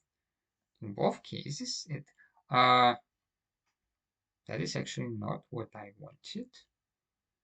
What I wanted was an minus an minus a, exactly. And we had that is okay, an minus a, exactly. That would be not multiplying by -1, that would be multiplying by -1, right? Because I multiplied both sides by -1. So we sign turns, and here is sign turns, right? And that is, okay, minus a plus n. And so that is small than epsilon, and here we had that anyway, so same pattern. We had in this case that anyway, n minus a smaller than epsilon, right? And that was in what case it was if. And now we have looked at the other case and have established that it is. And so this saying actually says if we look at that, that is in both cases true, right? So that is generally said to be true or claimed to be true in that property. And that is also true. So minus a plus a. And we can rewrite it like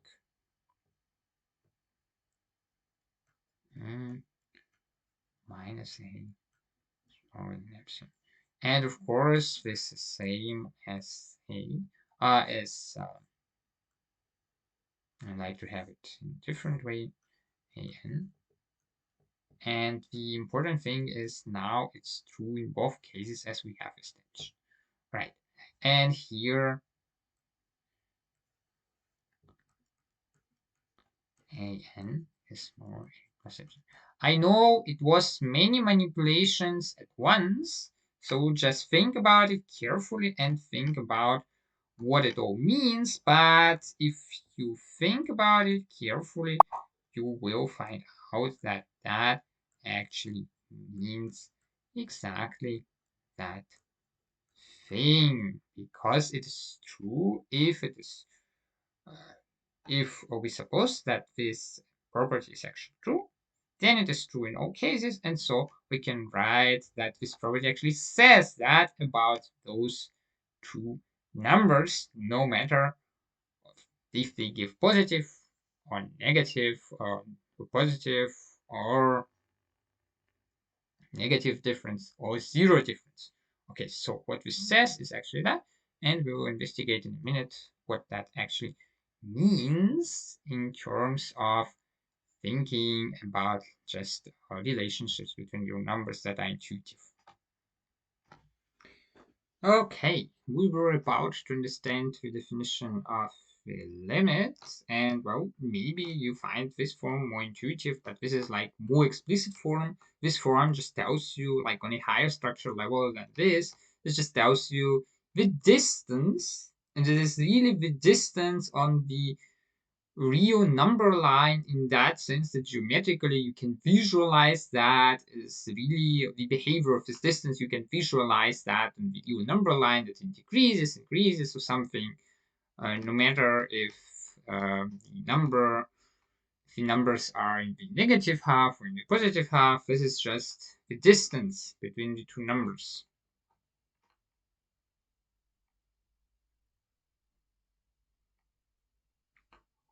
Right, and here's a particular case of distance to 0, but you can just see that if you look at that, and really if the numbers are if this number is bigger than this, then obviously this distance. Of course, you have to look at the case where that is negative, where that is positive, to just see that it is really the distance geometrically. But yeah, you can establish that, and you see that it is really the distance between those two numbers. You can, as I said,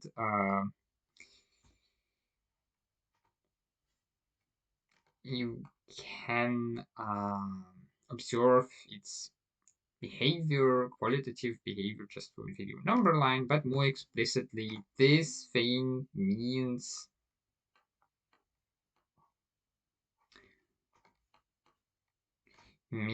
that the number an should be always between the number a minus epsilon, a plus epsilon, and you see this for all actually really means what we'd like to have. This gets smaller and smaller, but this for all just includes that. But what we'd like to think of, that this gets smaller and smaller.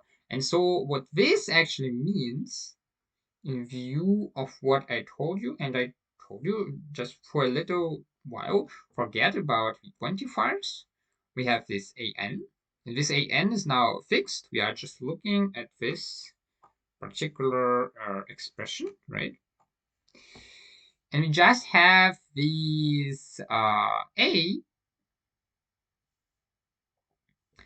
and this a is for every epsilon. A minus epsilon means that is somewhere here, that is more than that. And a plus epsilon is already here, right? Epsilon is a very small real number, so this really decreases a, this really increases a, and a is like that, and then it is for every epsilon. So epsilon gets smaller and smaller since it is for every epsilon. It is in particular for very small epsilons. Then an kind of will be more and more enclosed. But of course, that's not necessarily what is happening because here just an for a fixed n. But this is kind of the intuition we have in mind. And as we go with our n,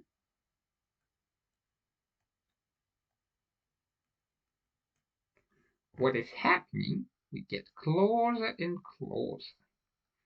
But what is really happening is actually not that. It is just a way to develop an intuition how to interpret this particular block. So when we look at that, we would ask ourselves, well, what do we actually want? And the most natural thing here is just to think, maybe it is not the most natural thing to do yet, but that's why I told you that, just to think that epsilon gets smaller and smaller. And then, of course, when epsilon gets very, very small, then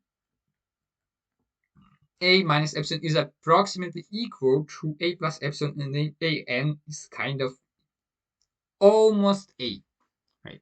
This is how you think about that. If you have such an expression, and here you have written the same, that the distance between those is smaller than epsilon, and that kind of means, well, exactly that. This just captures both dynamics at once, right? Dynamics are true for any such constellation, as we established for any case, and all cases of numbers we covered then. Right? So you have that, but there are other pieces in this expression. So what does it mean in total? Well, let's try to read it for the first time consciously. We are talking about existence of a real number a. Okay, there is some sequence a n and n. Okay, and we are talking about existence of number a that probably has to do something with the sequence. And are establishing that it has to do what exactly? Well, we want this number a to have the following property. For all epsilon positive real numbers. And I told you we should think about epsilon getting smaller and smaller because for all just includes that, and this is the part of that that we actually want. For all such epsilons, there exists some n epsilon, and you fix it in your mind an epsilon, but thinking about all of them, so it's just one of the branches. Each epsilon is one of the branches of the big tree with same root. The root has this quantifier for all, and from root there are all kinds of branches. There are different epsilons, and on each branch you go. You choose a branch with an epsilon uh, bigger than 0, and you go on this branch, and you know you should choose now branches with epsilon getting smaller and smaller. Okay, we fix an epsilon, and we go on this branch, we keep it in mind, and for this branch we have, there exists such a number, an epsilon in n, such that for all n bigger or equal n epsilon. Well, how could you imagine that? How you have that for all quantifier, because it's not rigorous at all, but you have that epsilon. You could think of epsilon 1. Of course, it does not count all epsilons because there are too many epsilons to count, right? Because on real numbers, you know that the rationals and natures are not only one that are there, right? But kind of conceptually, you could think of that as branches. We are interested in branches where epsilon gets smaller and smaller, and each such branch you fix such an epsilon. And now conceptually in this branch, it doesn't mean that it is this branch that is connected to epsilon directly, that it represents epsilon. It is the conceptual thing that is connected to this epsilon. Okay, there exists. So in this conceptual branch, that is now like the borders of the branch, on the natural numbers, that is natural numbers, exists such such an epsilon for this branch. Okay, so in this conceptual branch, we have in the natural numbers such a thing. such that for all n bigger or equal n epsilon, n bigger and equal, well, we could say that our, in this conceptual branch, our natural numbers go in that direction, right? And here we have the natural numbers all bigger or equal n epsilon. And for all such, so we fix this epsilon, we found this n epsilon 1. And for all such, we have to have that for this fixed epsilon, that is actually the case, that the distance is smaller than this epsilon. Then we go to another branch, and epsilon got a little bit smaller. And again, we find such n in this conceptual branch. Maybe it will be larger n or something, but we find such n, such that now this is even got smaller, and it keeps staying smaller for all n bigger or equal n epsilon 2. And of course, you now should keep in mind that it is all same natural numbers. So actually, it is different conceptual branches, but what is happening for the same real numbers, for same natural numbers. I mean, the set of natural numbers is always the same. So we go like that. And from there, it is already smaller than epsilon 2, which is smaller than epsilon 1, as we think of it. And it keeps like that. It keeps that small. And that then means what? Well, for each epsilon, we can find it. That is, no matter how small we get, we find such a starting point in natural numbers, such that from that starting point, if we go on from that starting point, we just find the starting point for this fixed epsilon that is really small, right? Okay, we find the starting point from which this distance between our a, or fixed a, right, and our an, where we go through all an's, right? We go through a and epsilon plus 1, here in epsilon. And those are the corresponding members of the sequence. Here we have a and epsilon plus 2, and we go from there through all sequence members. And from there means that the indices are larger than that. Then it keeps being smaller than this particular epsilon we have chosen. But now we go to a smaller epsilon, and again, we go somewhere further on natural numbers. That let be an epsilon and epsilon 1. We go somewhere further, and then again we find that this distance grew even smaller, and up from here it keeps being that small.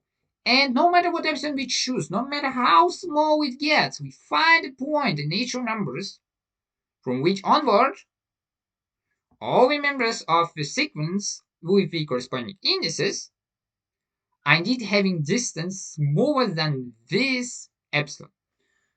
Of course, it is a little bit abstract, but you probably now beginning to see the picture. It is a little bit abstract and difficult in the beginning because you have to do a lot of fixing in mind. You have first to fix epsilon, then you have to think, well, existence, I find one and fix an epsilon, right? And then you have also to think what the meaning of quantifiers is, that here you have to go through each epsilon, but I told you, epsilons are just getting smaller, and for each smaller epsilon, ever smaller epsilon, you find a point, find a point existence quantifier, such that for all, then that is for all is now interpreted as onward, because that is for all in combination with that is heuristically interpreted as onward. Onward, the distance keeps that small. And for each epsilon, you can keep the distance as small, even smaller than this epsilon. Right? Each epsilon you can do that. But it is important, by this definition, pay attention. We are not saying actually, well, this distance gets smaller and smaller. We are saying something more sophisticated. We are saying the distance keeps, we find a point from which the distance keeps as small as possible, where as small as possible can be fixed in advance, but can be chosen arbitrarily, meaning we choose an epsilon as little as we want, and we find a point from which onward the distance is kept smaller than that small. Then we can find an epsilon even smaller. And again, we find a point from which onward the distance is kept as small as that.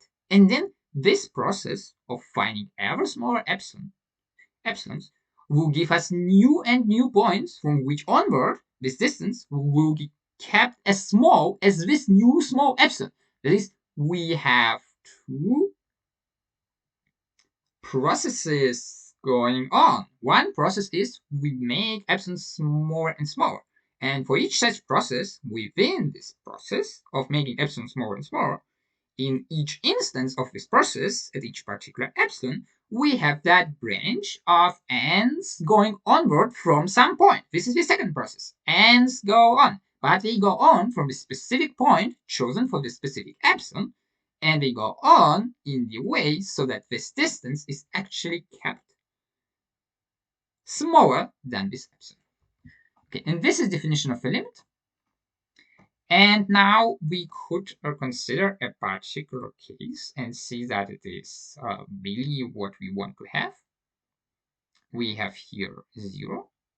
And we consider our sequence 1 divided by n, right? So that the definition of limit actually makes sense. Well, okay, I should again do that. But you see that it is just notation, because we have included 0 in natural numbers, right? So does it mean you give me an epsilon? You give me an epsilon that is very, very small. We kind of use your brain or use your calculator, and you just see that this sequence kind of always approaches 0. So the naive definition of limit would be this sequence always approaches 0. But how to quantify that always approaches? It turns out there are two processes. So we take an epsilon, and this epsilon is very, very small. Okay? We take any epsilon, very, very small.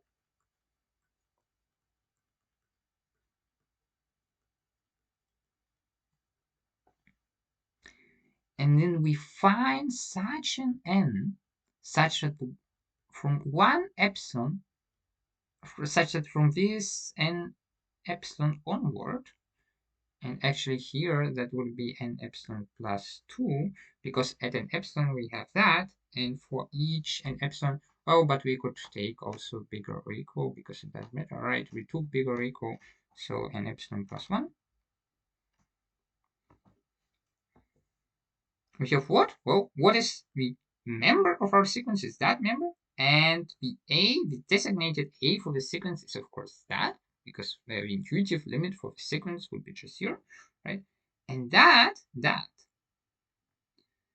is smaller than epsilon.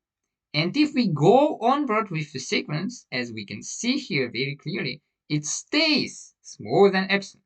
But now you could have given me an epsilon that is even smaller, as small as you like. You give me an epsilon as small as you like. But again, that call epsilon 1, epsilon 1, epsilon 1. Epsilon 2, even smaller than epsilon 1. And for each such epsilon, this is the crucial thing.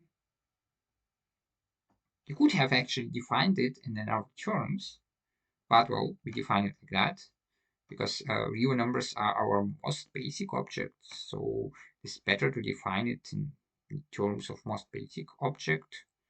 Some regards. Okay, so for each epsilon, no matter how small you choose an epsilon, you find a point from which onward your sequence keeps the distance smaller than this epsilon. So it is not just that at this point, at a certain point, it will be smaller than this epsilon, because if only that would be given, then your sequence let's take a sequence like 1, 2k is equal to a to k, and a to k plus 1. We see that is even numbers, that is odd numbers, is equal 1. So that actually 2k plus 1. Here 2k plus 1, here 1. Then we would approach 0 with one part of that, right? For example, that would be very small, 1, 2, and epsilon or something. But then we would jump again to 1. And then we would again approach. But then we would jump again to 1.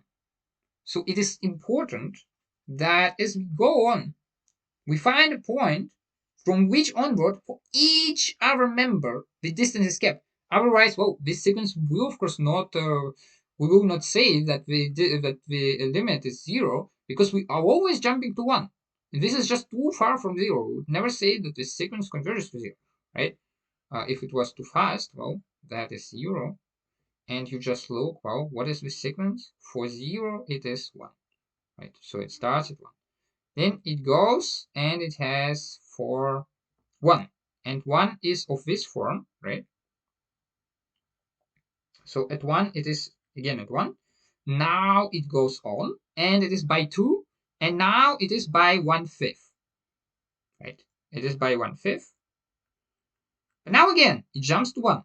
And so it goes on by 3, it is by 1/7. By 3, it is again by 1. But by 4, it is by 1/9. And so it approaches at each second step, it approaches, or at each first step, it approaches that. But at each second step, it jumps back to 1. So it is important that we keep that distance. And to really rigorously give that definition, we need that. But now you don't have a problem with that. I have treated it extensively. Maybe you still have a problem with that because it is, after all, an abstract concept. And maybe you couldn't follow my thinking fast enough. Just sit down and think about it structurally, what is actually happening and what we would like to think of happening at certain points. Because for all includes actually more than making epsilon bigger than 0, because it includes actually also, like, and mathematics doesn't care, mathematics itself, it includes epsilons like this. The thing is, what we focus on, the features of the constituents of the definition we focus on, is epsilon getting smaller and smaller than 0. And at other points, of course, you also have that find existence is not actually find, and it is only important to us that there is 1, but actually we haven't stated only 1, but we are focusing only on 1. So you can think of that in a more or less explicit manner as you like. But yeah, just think about it and realize for yourself that this definition is perfectly natural. But what is the main advantage of this definition? If we would just say, well, something like it approaches and for each distance it stays close enough to. How could we make general proofs? And what is the merit of a proof? A proof can be made really general when something is phrased abstractly. And abstractly means in generalistic fashion. Right. And you see what I'm talking about in the subsequent. And here we started the definition limit of a sequence for a sequence a n element n if a number a element r exists such that then and here the definition continues.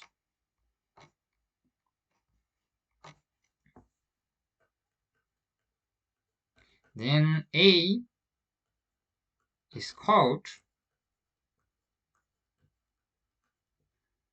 a limit, and pay attention, it is a limit. We don't know if the limit is unique yet. It is kind of intuitive that it must be unique, right? But we have not stated it. We do not know yet, and it has reasons, because there are spaces in which you have things like limits or similar and they are not necessarily unique. So this uniqueness statement, it makes sense. Usually in all settings when there is a limit, it is unique, but you have also to prove that it is unique, because in some very weird settings you could construct mathematical objects in which you have things that look like limits but they are not actually unique. And I think we'll encounter some things like that. Well, not actually limits, but a similar concept. So yeah, a limit of a sequence A. So that finishes our definition of a limit. And now, of course, we'd like to prove so that those properties that seem to us completely natural, but actually need a proof.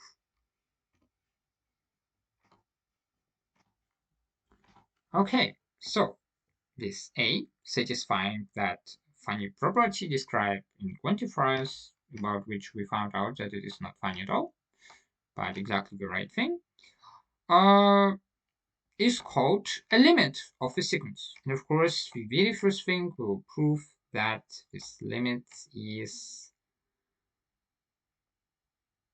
unique, right? This is kind of nice that we stated very little, and everything else about limits we'll be able to derive in a very logical, very rigorous fashion, only basing things on things that we have assumed as axioms or as definitions. And by the way, here is an exercise theorem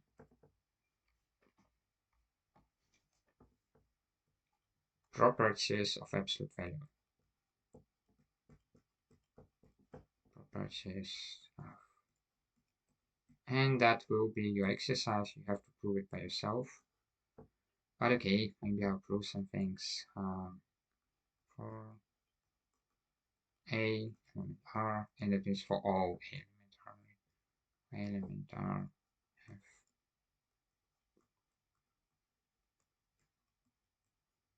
And it's very simple. You just use the definition of the properties of bigger and equal for A, B, C, element R F.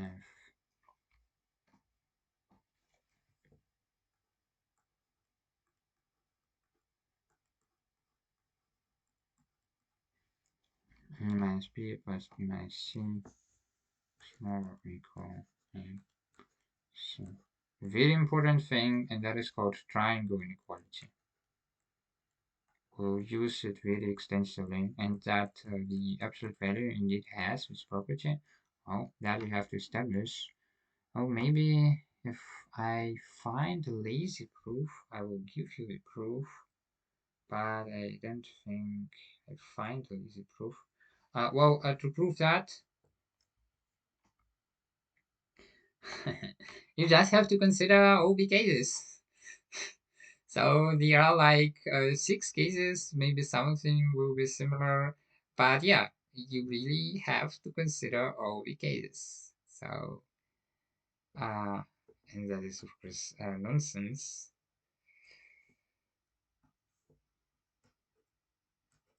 We have it like that, right? All right.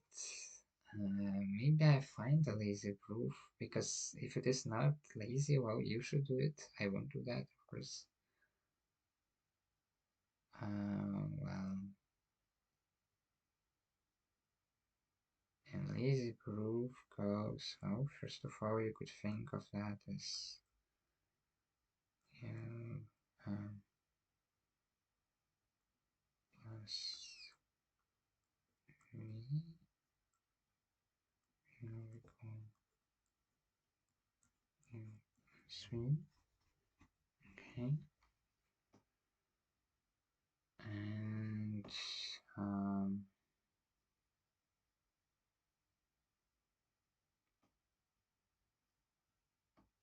and because you see a minus b minus b minus c is just a minus c, so that's exactly this case. I mean that here, because of that, is derivable from this case. that here, because of that, is derivable from this case. That's what I mean. Okay, well,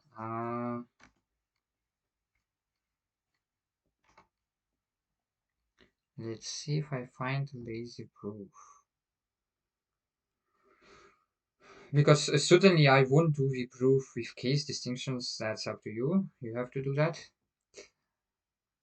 Okay, well, I'm saying that I've already done that. I've already done that, so I had my time when I had to do that. Now you have your time when you have to do it.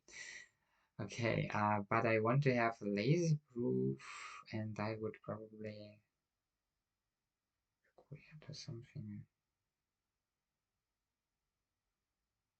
Well, what I would do would be really, mm, yeah, I think I would do that. I think I would do that.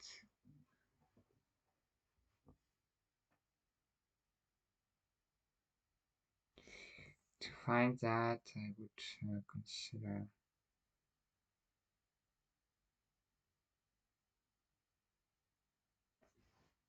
Would I? Yeah, I think so. I would consider that. And I would find out that this, just by considering the different cases, I would find out that this is just u plus v squared, right? Okay. Then I would consider this, and I would find out same way that this is u squared plus v squared, but this is 2. Right, I'm just using that identity, and I'm using also that for squared absolute value, you can have yourself establish that it is equal to the thing squared. You just consider both cases for the absolute value, where the expression under the absolute value is positive and is negative, right? And so I'm just using that this is that formula. So I would consider the squared expressions. But okay, well, the thing is, what I then would use, I would use the square root, but you're not allowed to use the square root because you actually do not know what it is. So you are not allowed to use it by arguing. So you have no other way other than to go via the case distinctions. So if you want to have it properly, but okay, you could just say, well, but okay, we will need to establish the square root these things, so it would be improper. But yeah, so if you want to be completely clean, then you can go via case distinctions. You just consider case distinctions and you find out that it is true. What I mean by case distinctions, well, you have to establish it for all real numbers, and that thing is somehow can be written more explicit for a certain case when this is bigger or equal 0 or smaller equal 0. But this thing also and the cases kind of interlock in certain schemes, and you have to consider all possible cases of how those numbers could be interrelated and have to establish that in every case, and then you have established that. But yeah, what I would do would be actually that. And yeah, if I would have to do it rigorously at that point, I would have no other way other than going by case distinctions, right? You can make it a little bit easier, but yeah, the real core of your proof would be case distinctions, so you have to do that.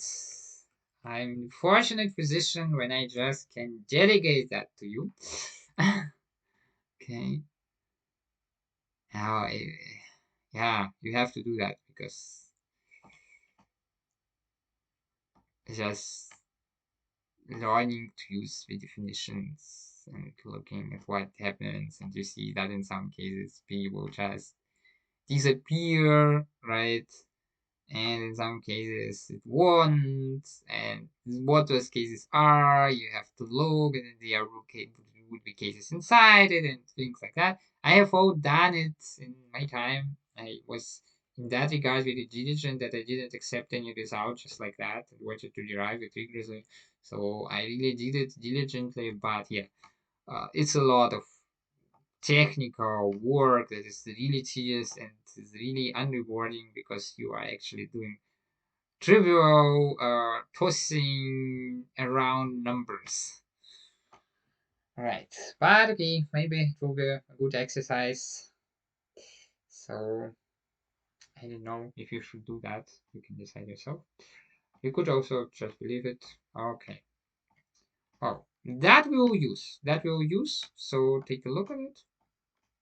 Think about it. Get your number line for number cases when uh, in simple cases you would just have something like that, right? And a minus c would be that, and a minus b plus b minus c. Well, we only talk about distances, that would be that, so that would be equal in this case. Right? If we have AC, we have B here, then we have that distance, and we have that distance, and that is clearly bigger than the distance between A and C, and so on. That is how you get ideas how to look at the different cases here. I mean, without doing in your mind too much unrewarding work of how to come up with it only symbolically. Of course, it is also it gives you some skills, but I wouldn't value that work much. Okay, but somehow I think you should do it. Yeah, you should do it, and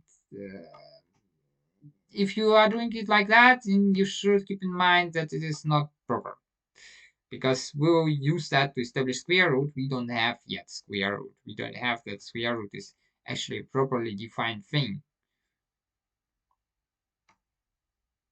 I actually don't know at what point we will establish square root, but certainly we will establish it.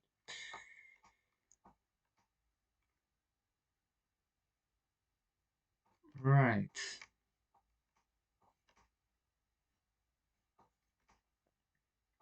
Okay.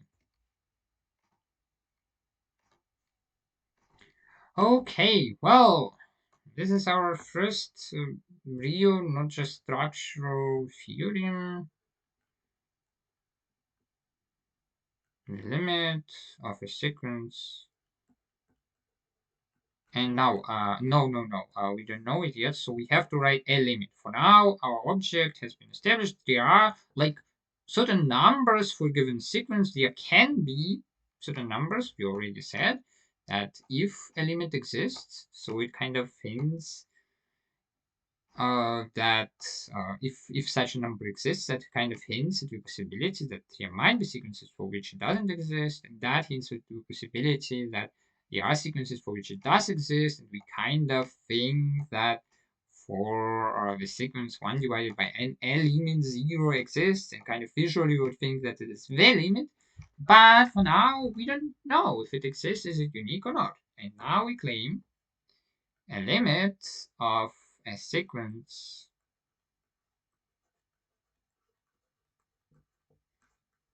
n element n is unique if it exists, because if it doesn't exist, oh, and it's a philosophical question if it is unique or not, and what is then unique? If it exists. Okay. Proof. We dig right in. Let a n element n have two limits. And of course, we just have to show that it is same mathematical object. Then we have to show that we polygons have two limits, a tilde.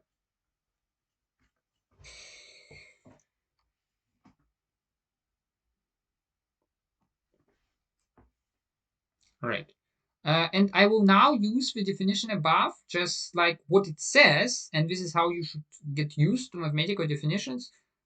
We will not look up every time, at least I will not. You should do if you are uncertain. I will not look up every time, well, this is was stated like this, and this definition, this was stated like this. I will use it just like what it says, just like we use the descriptions in natural language. And you should use to rethink mathematics in your mind in that way. Of course, it will be difficult at times, so you should get help, meaning look at definitions when you don't get it that way. But you should just get used to mathematical objects just like descriptions in natural language. You won't look every time a word in a dictionary when you need to use it. But if you need, look it up. Look it up. If it is too many mathematical words you have to look up, look them all up, but just get used to that idea that the actual thing is that these most simple definitions you just use because you know what they mean. You just know their meaning, know how they are applied, know their essence. And that is how I will use the definitions now. Okay, and you'll see what it means. And when you don't understand it, then compare it to the definition precisely and establish all the logical steps. Oh, you can do that at least. Okay, have two limits. Again, I will kind of rephrase the definition with the natural language.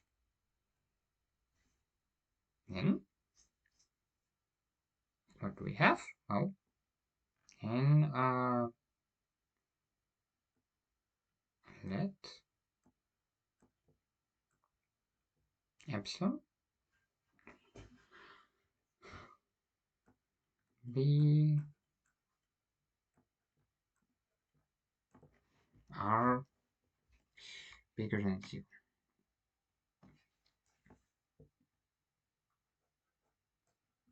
So,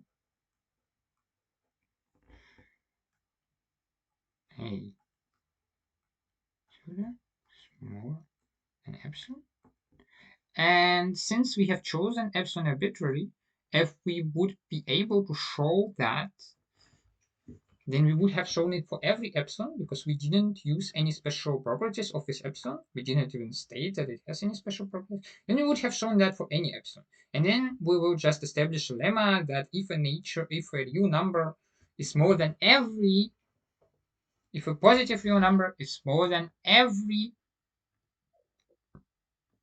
if a non-negative real number. If a non-negative real number, which we already have that, of course, because that is absolute value, right? That was one of the properties of absolute value. If a non-negative real number is smaller than every positive real number, then this real number must be 0. We will just establish this lemma, and then we will get that this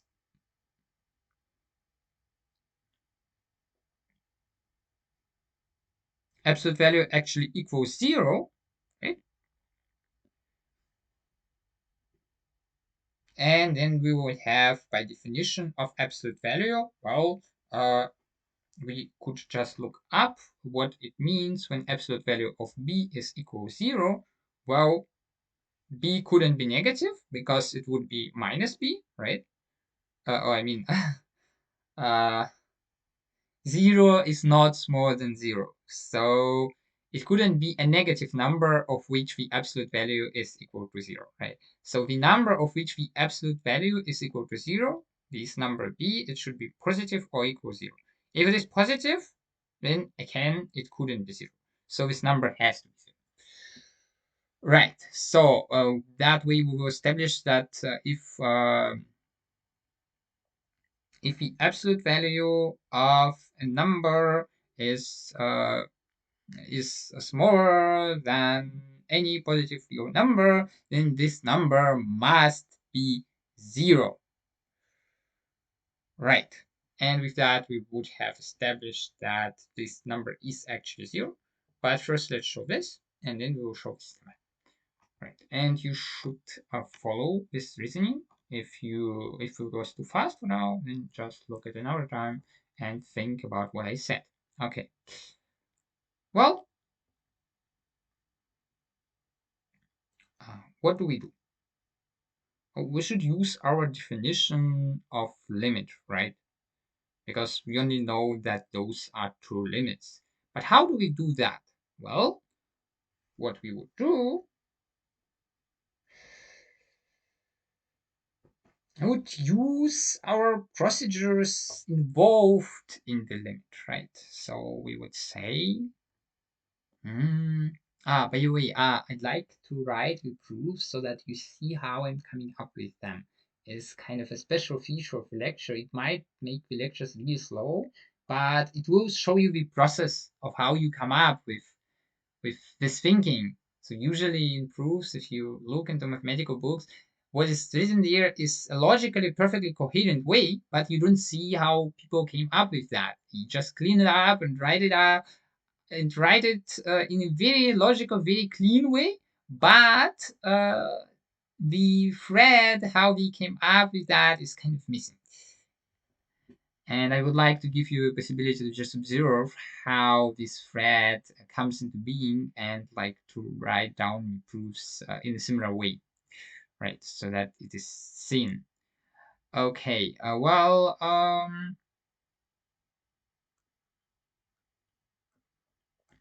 there is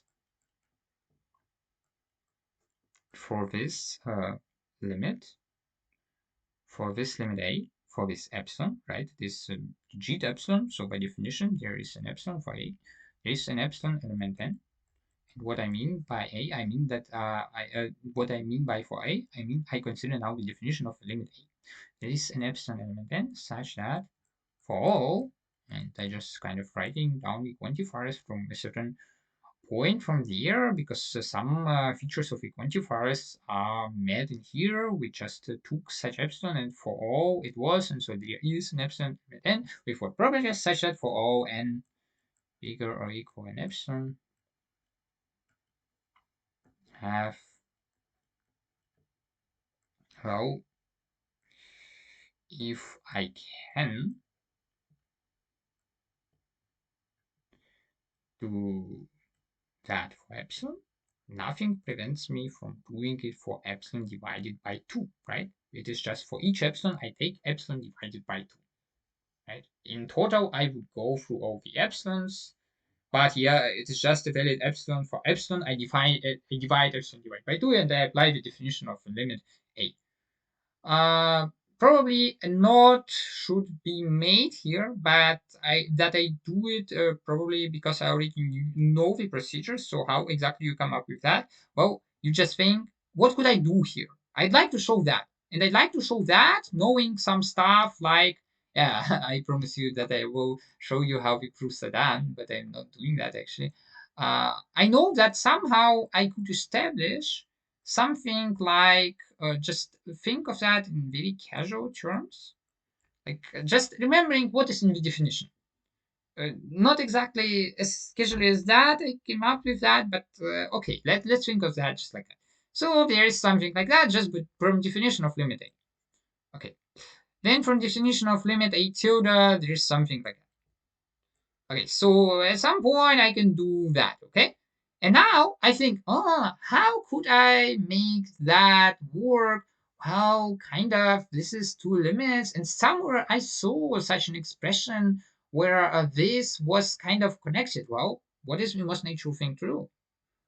Most natural thing to do? Well, of course, if I have that, I can also rewrite that like that. You can establish that by using the properties of the absolute value, and then I see what? Oh, I see that. I see that, and I kind of would like to estimate that, so it would suffice to estimate that against something that is more than epsilon. I'm using transitivity, and I'm coming up with that. Okay? I like remember the triangle inequality. And here I switch it a little, but you see it is by property of absolute value that I have already stated. Maybe I switch it back and forth. There's no problem because by properties of absolute value, it's just same thing, right? And I just have that in mind, but of course it is not necessarily formed thoughts by me because I like already have internalized the procedure. But how you could come up with that? Something like that. And of course, not by all mathematical proofs you can just come up with that remembering some things. It is not that simple, but it is in this case, yes, it is. And so you're kind of thinking, well, I would like to estimate it against any epsilon. Well, how do I make epsilon up of that? Well, I could just take that those are sum of epsilon, perfectly legit. It could be any numbers that give epsilon a sum. What would be that? Well, just a positive number that is smaller than epsilon, and then epsilon minus that would be that, right? No problem with that. I could do that. No problem. But, well, it is just nice to say, well, we just divide it into equal halves, right?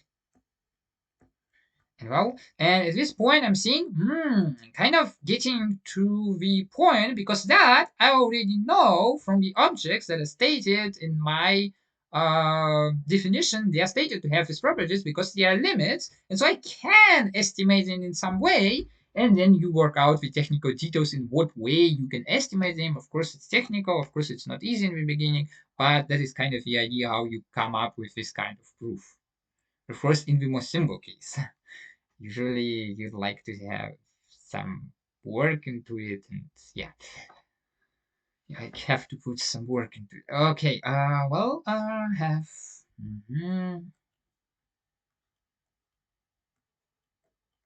and here is and tilde epsilon and then such that oh, and you see I'm calling it an epsilon, but that is epsilon half, but it doesn't matter because it's just like that is connected to epsilon, epsilon half is connected to epsilon. So we have to think about it in more terms like what is it supposed to mean, right? Such that, and let's call it differently so that you really keep a clean track of that. You can keep track of that. Okay. F a tilde minus m smaller than epsilon divided by 2. Well, and now we just say, and here is the trick. I would like to have it at once, right? I would like to have it at once because I'd like to write just down this thing. And that is, if that is from some onward, that is from some onward, well, then how do I know that it kind of matches in the proper way?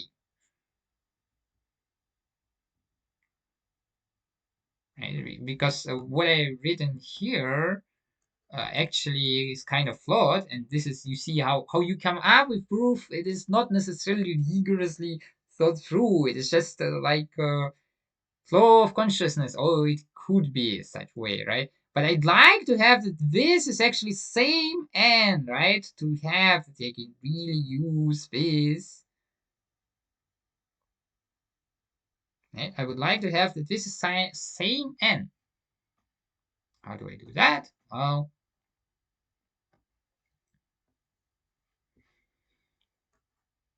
let n be equal to maximum of an epsilon, and that is just a thing with which you really have to come up.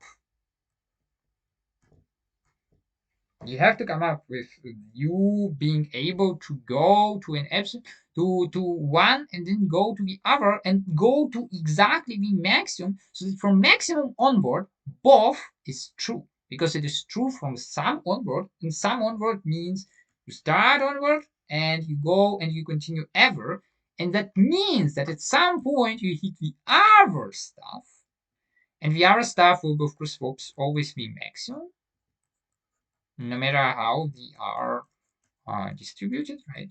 And that's from that stuff onward, because it has been already going on, this goes on too, and here they intersect, both goes on. And here both conditions are satisfied. For this n, for this get, well, and here we get our desired thing, because now we can write both things simultaneously. A minus an smaller than epsilon half, a tilde minus an, because I'm just getting such an n, right?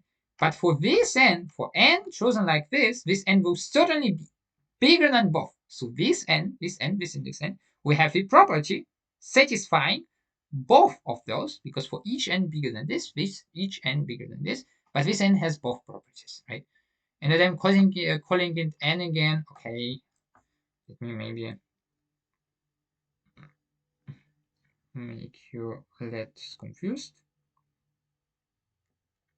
Call it like that. Okay. Well, and if we have that, and with that,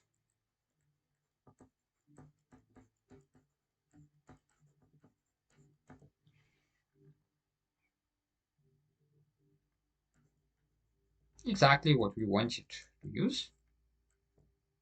And now I'm just writing different conclusions from different things at once.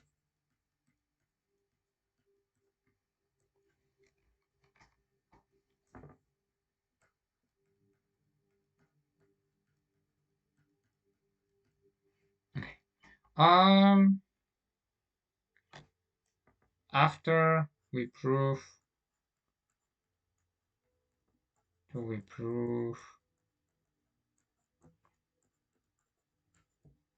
the lemma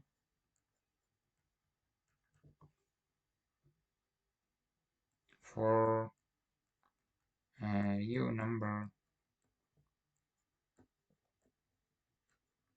a, that is a and r, of course, have if absolute value of a given epsilon for each is smaller than epsilon for each epsilon being positive in r,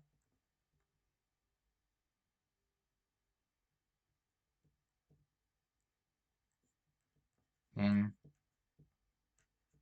a is already equal to 0. Right. After we prove the lemma, the proof is finished. Because you can look through it, what we have proved in total, that this difference to those two numbers, it was supposed both to be limits, that this difference is smaller than any epsilon, then by this lemma, it would be that this is equal to 0, and that means that a is equal 8 soda, and that with that, we have proved the uniqueness of the limit. Right, and now the lemma.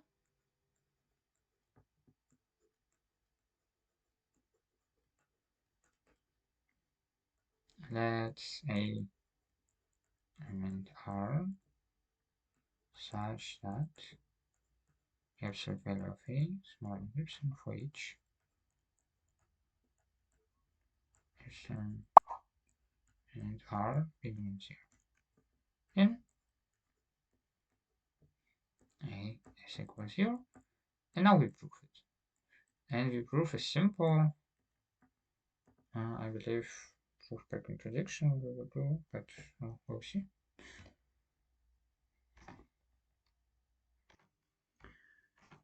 Okay, well, let's prove the lemma. Let a be element of R such that the absolute value of a is smaller than epsilon for each epsilon positive numbers, then a is equal to 0. Proof, well, just suppose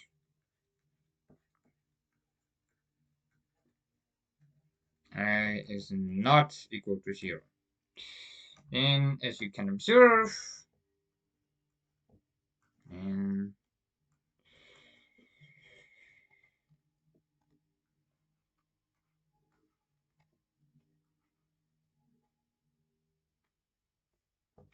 suppose a is not equal to 0, then as you can observe, we have that, and you have that. Well, how do you observe that? That's simple. You just see that from the properties of the modulus, since it is not equal to 0, then the modulus is also bigger than 0. And I explained to you how to actually see that only the modulus of 0 is 0, That is, if and only if a number is 0, we have the modulus equal to 0. This is just by looking at non-negative, by looking at positive numbers and negative numbers actually not being equal to 0. So that we have, and that you have because that is just multiplying by 1/2, right? And we know what 1/2 is. 1/2 is just this rational number, and you can see that it is bigger than 0 because, well, because you just see that how do you see that again? I actually forgot. Okay, well, yeah, and 1/2 is bigger than 0. Well, you would see that by, yeah, you have just to recall what 1/2 is, and then you will see that, and you will multiply that by 2 to the power of -1, and that would be 0. So you see, I'm using the definition. All right, and that is bigger than 0, clearly. And then that, well, you just establish that 2a bigger than. But this is just side calculations. That's why I'm writing them that uncleanly. That actually, I should not even tell you that. I should just say that, and you should think, well, then I can establish it by myself. That is what you actually should think, but okay. Okay, proof suppose A is not equal to 0, then, and so for epsilon bigger than 0, for this epsilon, we have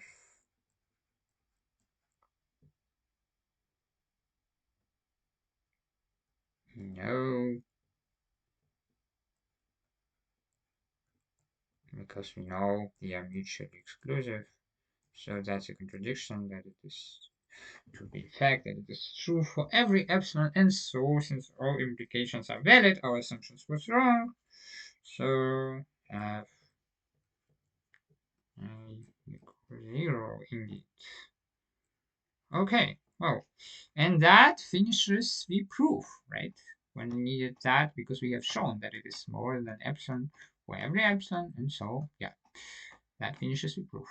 Okay, well, another thing at which I still would like to look at this lecture would be a certain limit, so that you actually see a limit calculation, and, well, do it for a very simple sequence. Okay, before that, we do a definition.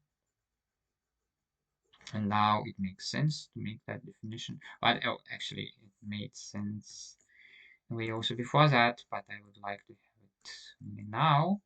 Definition, a sequence. So now we um, rewrite the definition of a limit, of having a limit in terms of a sequence, but this is just how just to have a convenient choice of words to be able to also describe that verbally in such words. Having existence of a limit for a sequence means that the sequence is convergent. A sequence a n and n is called convergent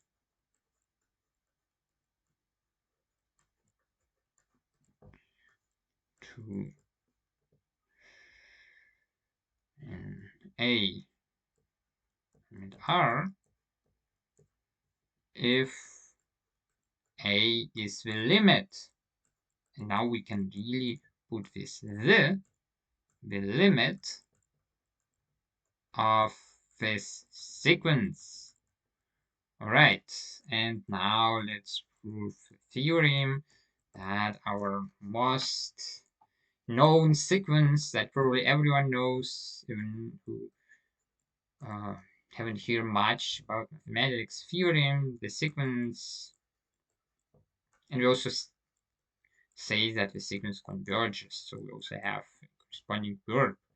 The sequence 1n plus 1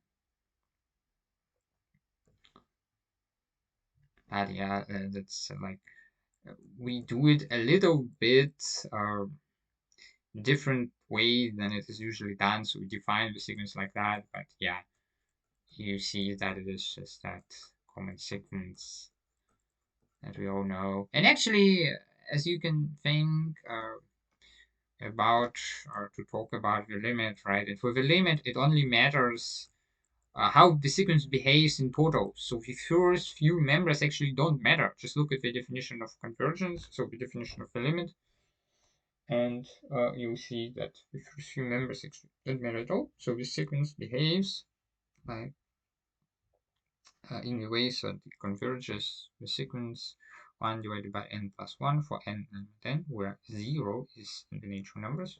In our case, this converges to 0. And we give a proof. Well, how do we prove such a thing?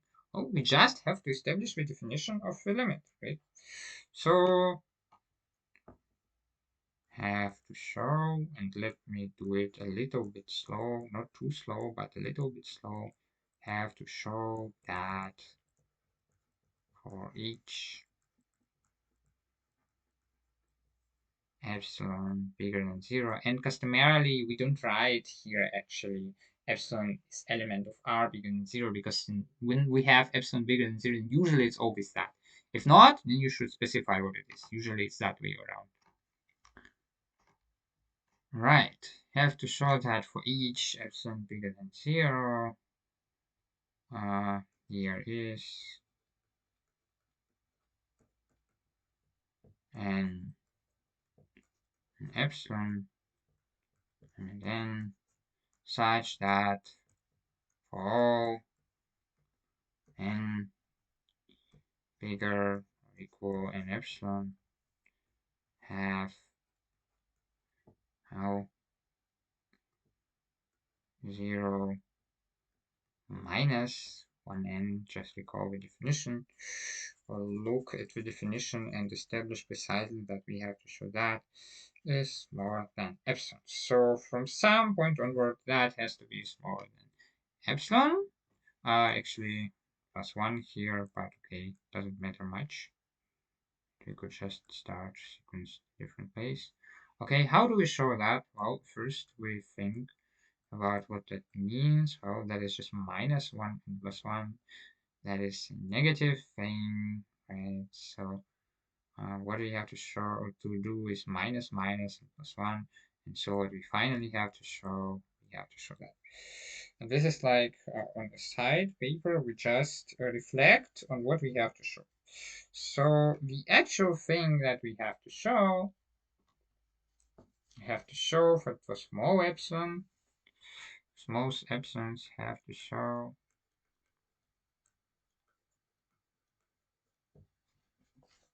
there is and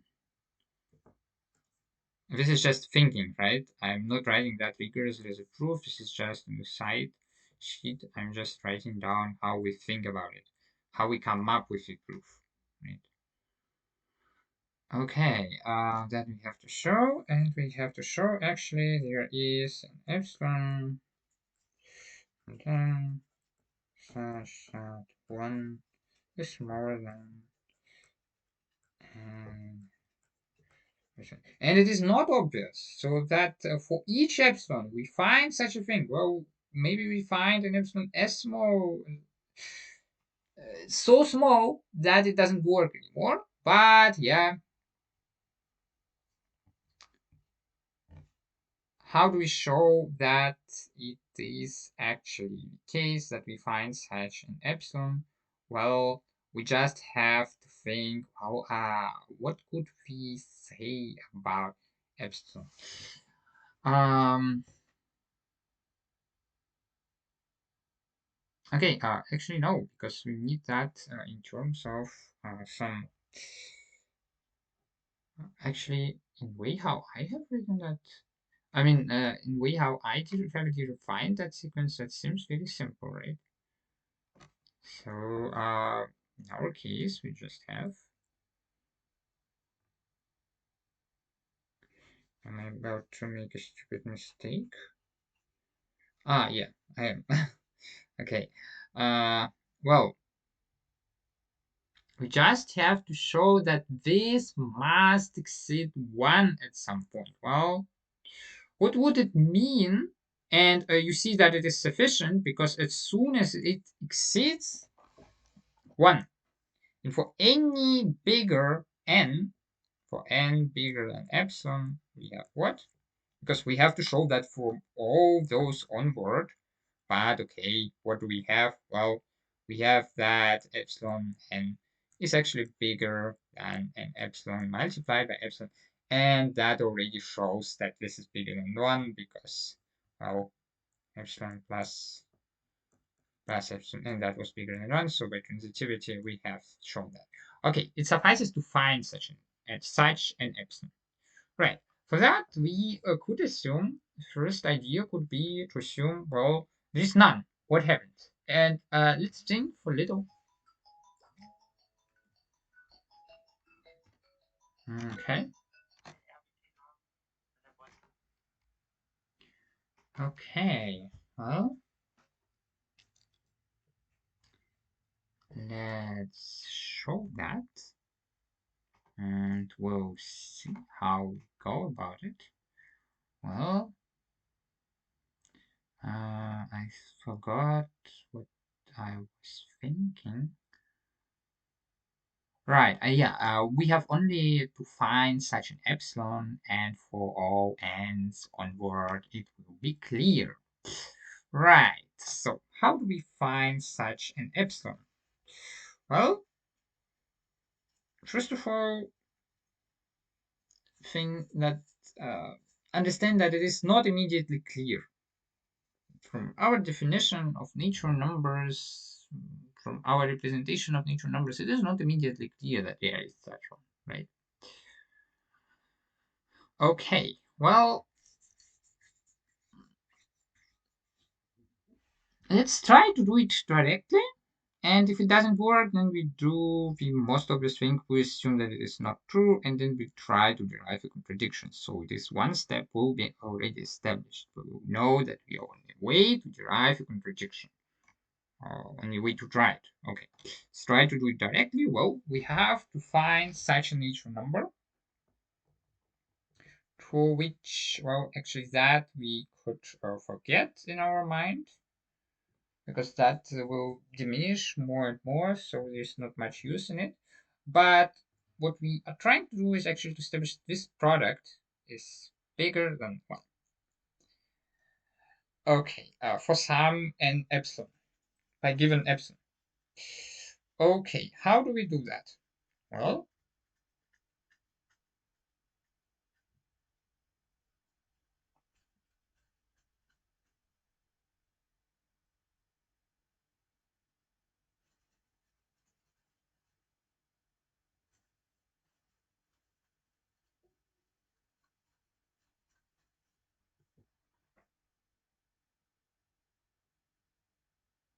it is not immediately clear how to do it.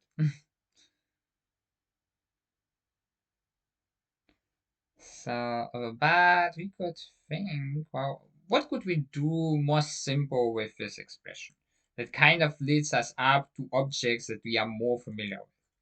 What we actually have to show is that.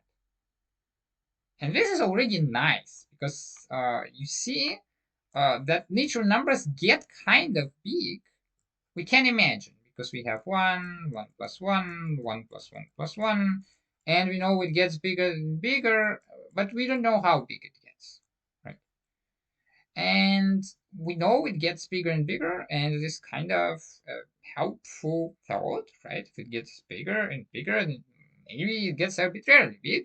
And so we come up with the idea, well, maybe we could show that it gets arbitrarily big.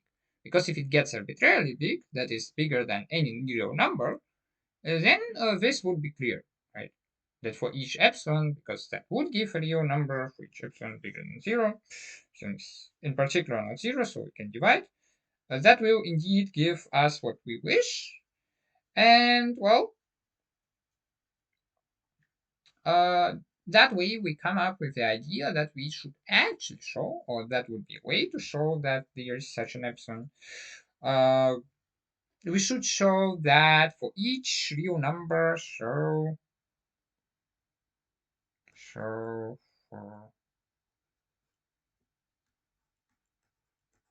any r and r,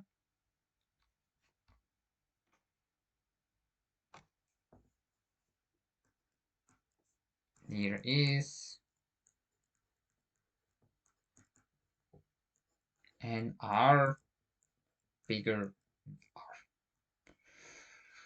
All right.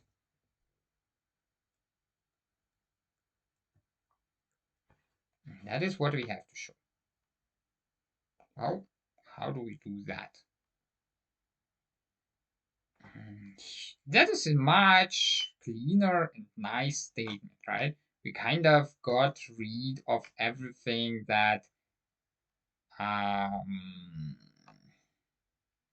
that was particularizing that statement, and this statement got kind of simple in that way. Of course, it's not a trivial procedure, but it's just like I tried to show you at least one way how you could be coming up with things because, well, I'm coming up with that naturally, just live. That's what I'm doing. All right. So for any r in R, there is an R element n that is bigger than R.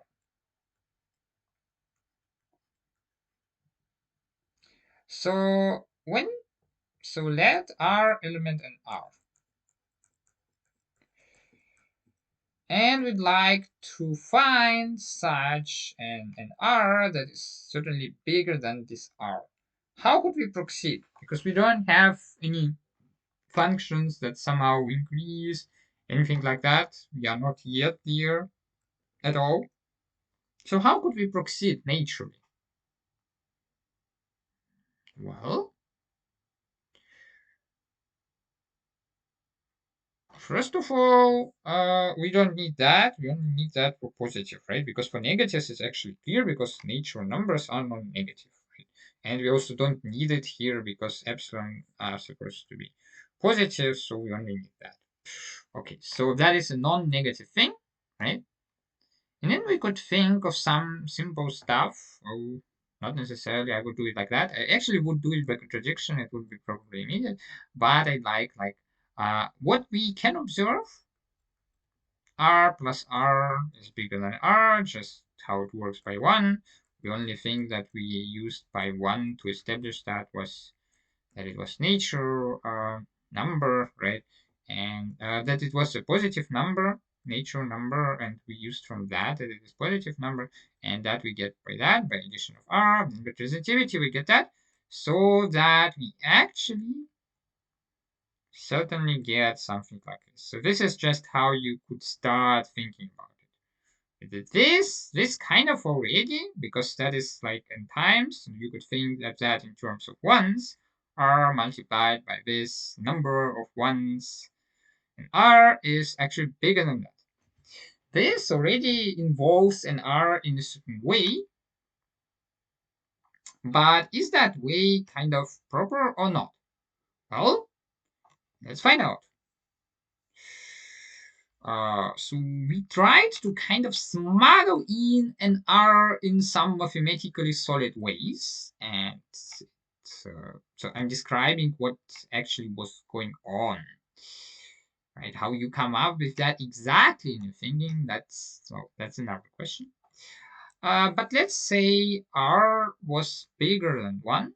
We now could consider, well, why do I think about it? Well, it's simple. When actually not as simple as I thought. Well, of course, it is all simple, but I thought that I clearly see why I think of that. But yeah, just looking at that, I would think about obvious cases when it is actually true.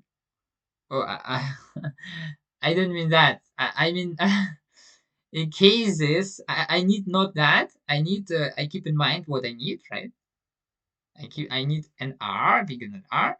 And how could I go from like how could I get from that to that? Well, obviously, I'd like to estimate like that.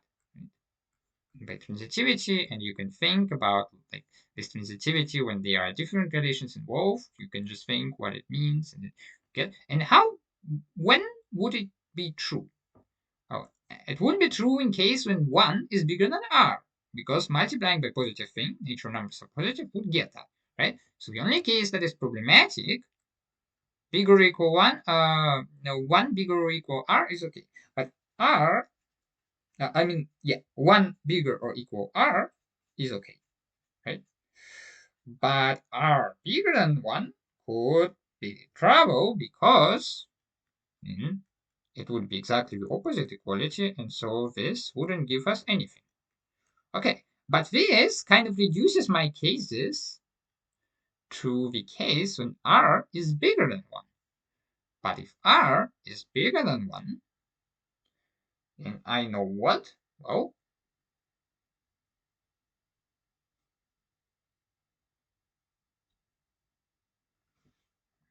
I know. I mean that, of course. And I know in particular that, right? I have already established that. But what I would like to have would be that and r is bigger than r. Okay, that doesn't lead anywhere. But now we know r is bigger than 1, and we are only left with this case. We are only left to consider this case. Um, and yeah, what does it give us? Well, it certainly gives us oh,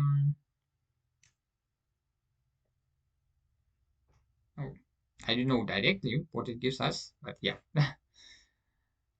Maybe it gives us something interesting. Okay, that way seems to not work here because that's just not working, right? Okay, that is not working. What do we do next? Well, if we have that, we have this additional information, so we maybe could use it somehow. Right. So r is bigger than 1. Okay, couldn't have got it actually immediately because 1 is bigger than every number that is small or equal 1, so we have a natural number like that, right? So what we could try to do is doing it by induction, right? So the thing that you could try to do would be actually no, you wouldn't know that. You wouldn't know that. You would just know that it seems that anyway we are led up to the to one thing, and I'll show you now how you are led up to that. Um, we remember that thing, right? We remember that thing that you can just concatenate those intervals, and you can just think about that and establish that equality if you wish. And like we are now arriving at some x at some interval x1. Yeah, that those are intervals you already see, but we didn't introduce notation, so I'm writing it. And so you go on. By the way, here you have, of course, reduced by 1 compared to the number of this. You recall that we have defined counting, and you go on, right? And now, the idea why we would like to do that would be kind of like, well, we have treated the case for r between 0 and 1, and we have treated it like kind of looking at this interval, even though we didn't look explicitly, but conceptually what we did could be seen in a way as looking at this interval. So there was this feature of this thing that it could be seen as looking at this interval. Then we could try to look at that in terms of intervals. And then we could do an induction, right? So, and the induction would be like for each r in that interval, we have it covered. For each r in the next interval, we have it covered. right?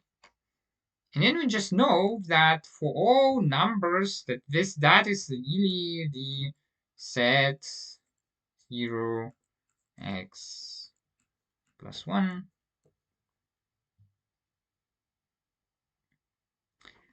And we would then have that automatically we have that covered that for all r's in the set.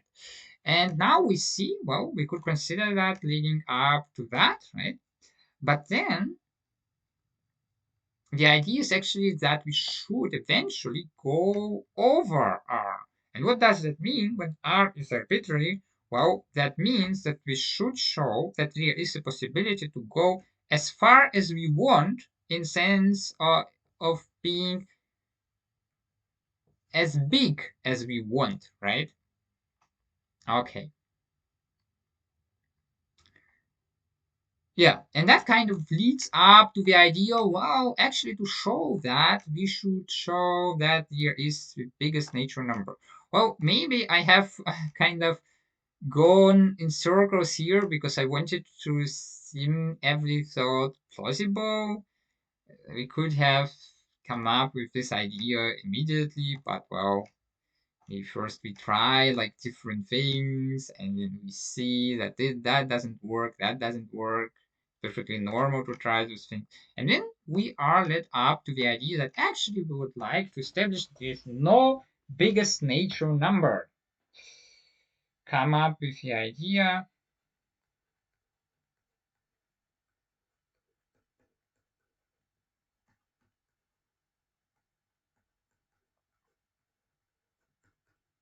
Show that there is no bigger natural number. And you see, we kind of led up to this idea. I wanted to show it directly, like directly in some way. First, we could try no biggest natural number, no biggest natural number. And to show it directly would be to kind of, oh, well, no, no, no, no, no. That would not do that. That would not do that because no biggest natural number wouldn't still mean that there is a way to cover all of R, right?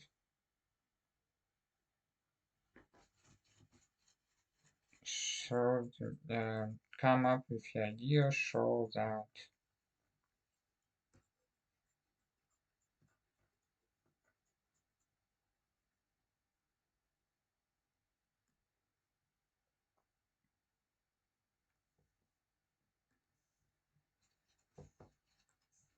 nature numbers get as big in R as it gets. Show that natures get as big as it gets. And here we are led up to this idea again, just like seeing that in a different way that we have to show that. So actually we landed by same thought, and of course it can go in circles like that we have in there. So I'm just showing you a flow of thinking that kind of comes up with things, but not necessarily directly. Okay, I would really like to show you a direct proof that, but it is even possible. In this case, it is even possible. And pay attention, it would not suffice to say for each n we have n plus 1, n plus 1 is bigger than n. No, because it doesn't mean that it gets as big as possible in reals, because reals do not only consist of natures. That would only cover the natures, right? Okay.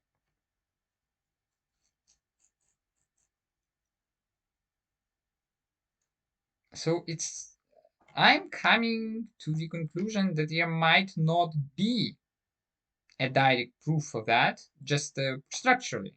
It is not possible to prove it directly. Maybe, you know. Try to prove by contradiction. And proof by contradiction is nice. It is kind of most simple way of a proof, and actually every direct proof, I think I would guess so you can formulate by contradiction. So assume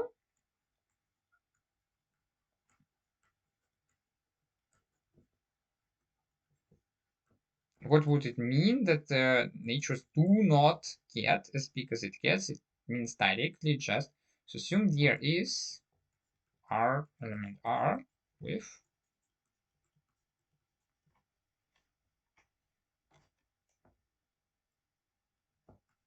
R bigger than for each n in n. That's just what it means directly. We spelled it out, right? That there's no, that the natures don't get as big as it gets.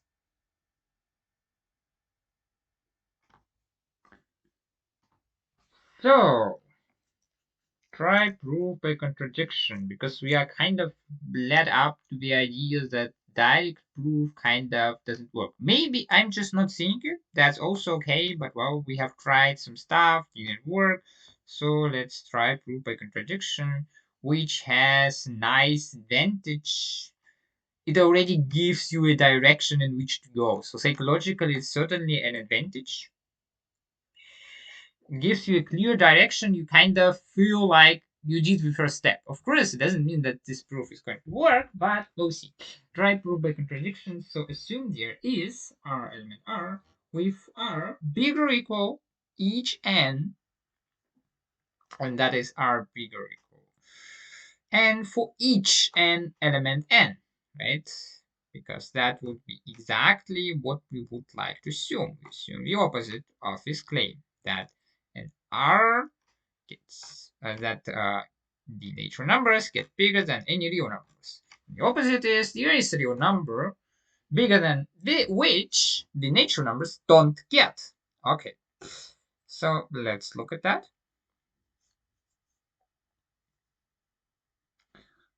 Oh, okay, after work, I'm a little bit tired.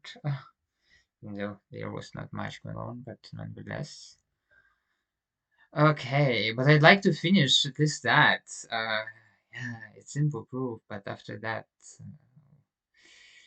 okay, try proof by contradictions. Assume there is R with for each and. Okay, then we would like to think what it actually means. Well,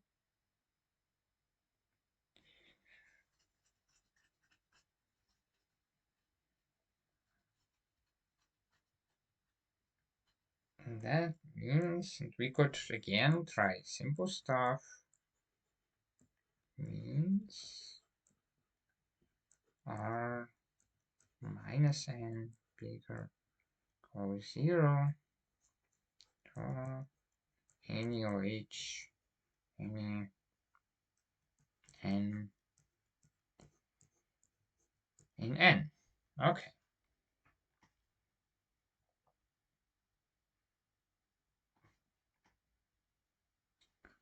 Oh well, my mind doesn't work right now. Okay, well, let's see. How could we prove that this is not true? Or maybe we are on the wrong track. We don't know yet. Let's see. If it brings us any further. Well, now is the point where we might think, well, simple tracks don't lead to the goal of our pursuit. So let's just think how we might reach the goal of our pursuit with what we know about natural numbers.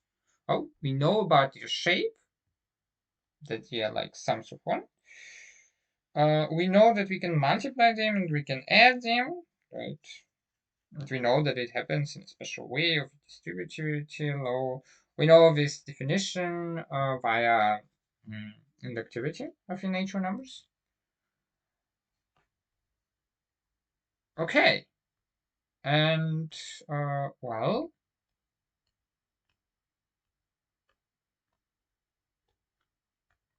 I could just try to do different stuff. I already have an idea. we could try to use inductivity. We could try to look at, well, use the inductivity theorem the other way around. This set is actually supposed to be all the natural numbers, right? Because all the natural numbers are smaller. Call that. And I told you this is not a rigorous fashion of proof. We are just coming up with ideas. How could we do that? And then this set has to be inductive because, well, because n is inductive, right? So this set is inductive. And that means that for every natural number we actually have, I think there is no way to avoid real induction. So we would just show that in each such interval, yeah, we have to show it directly, okay? Show induction, show by induction. No, we don't have them leading up to the top. So yeah, now I'm a little bit puzzled how to actually show that. Okay, but okay, I'm tired now and not thinking properly, but yeah, I just would like to finish it. Would like to finish it just so that we don't have an unfinished theorem.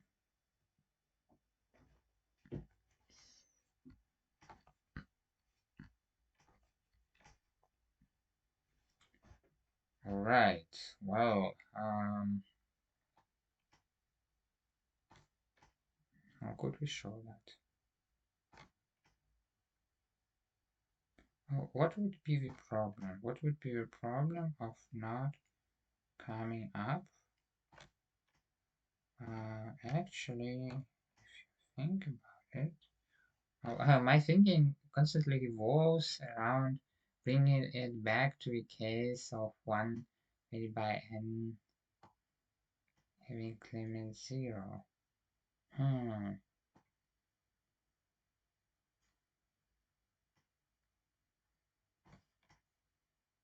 I think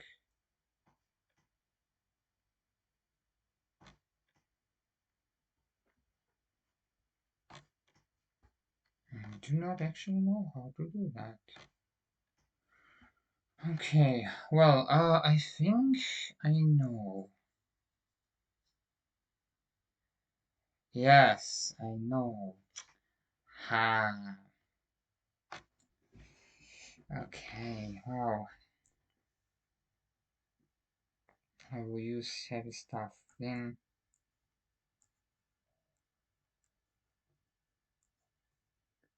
n has a supremum.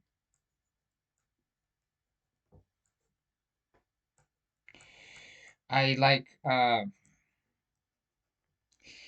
I tried to find another proof. So that is another idea. Just think about what we generally have having this setup, right? So here is like a transition to another thing. What do we have about it? Well, we have a supreme.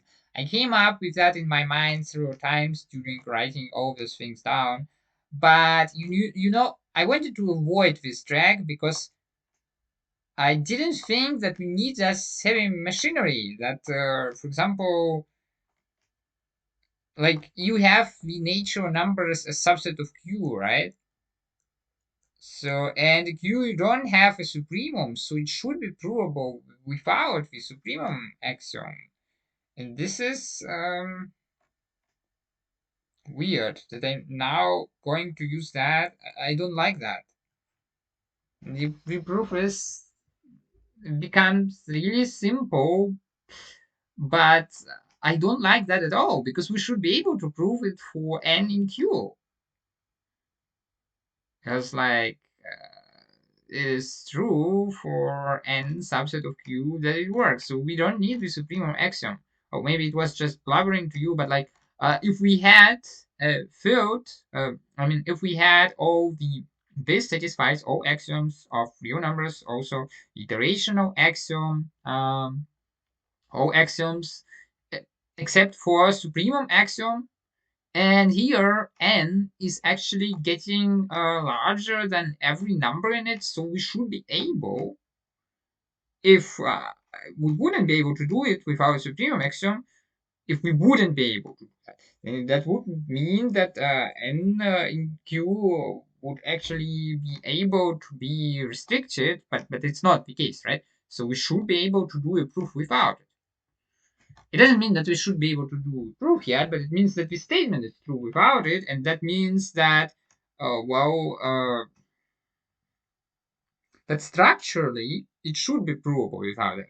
That doesn't mean that we find such a proof, but yeah, I mean not immediately. It's simple proofs, but yeah, I'm missing an idea, and you see that just can happen. This is a simple stuff, really simple, but I'm just missing an idea. I'm missing what I can do. I'm just missing an idea how to do that.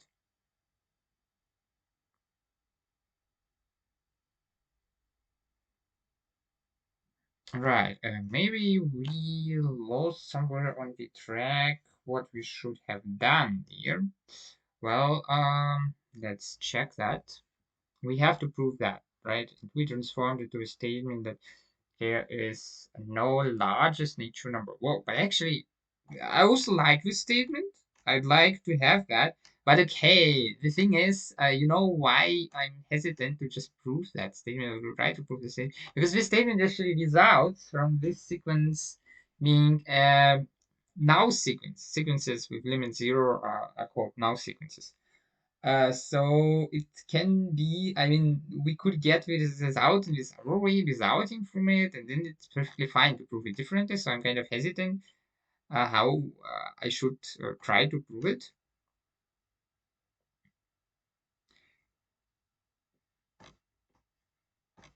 So we get it from that, but yeah, I think uh, okay, but I don't see a direct way.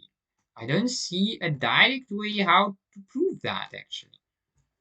I don't see that it's getting as small as possible by means of what we have done. I mean, that it is staying under epsilon after we have reached a certain degree of being small is clear, right? It's same argumentation is here. And it suffices to exceed 1 that we just reach that point from where onward. So we are only, our task is basically only to find such n, which does that. And I really would think that this is actually the right track to prove that, but yeah, I don't like to argue by supreme. I don't like that at all because uh, I'd like our proof to work in Q, of course, because conceptually, structurally, it should. So yeah, let's think about it a little more.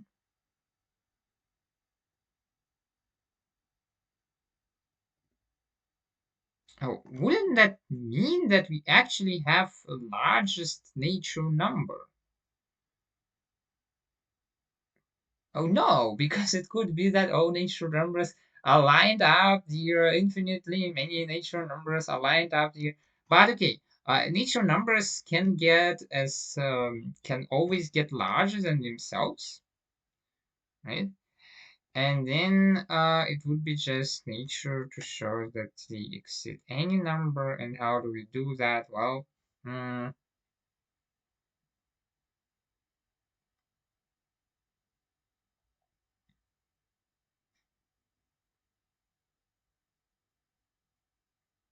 mm,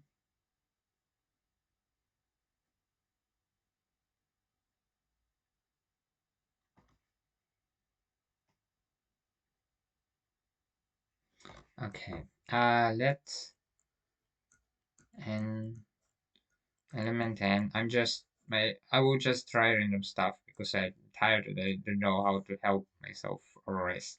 Okay, let n be element of n with the property. So I'm kind of reducing additional structure and looking if that structure will help me. And of course, I'm having already something in mind, but that is how you could think about it. With the property n is the largest natural number, largest natural number.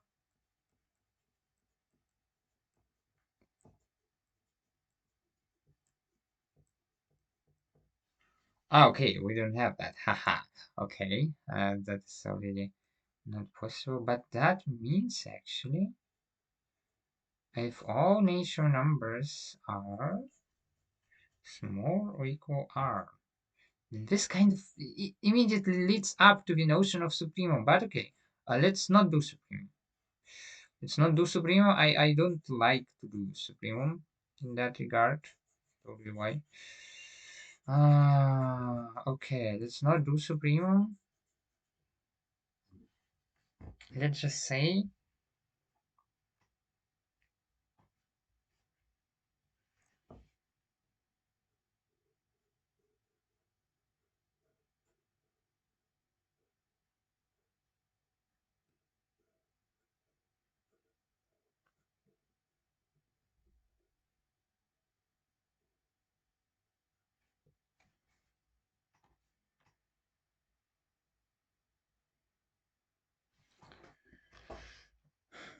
okay, what could we do? Well,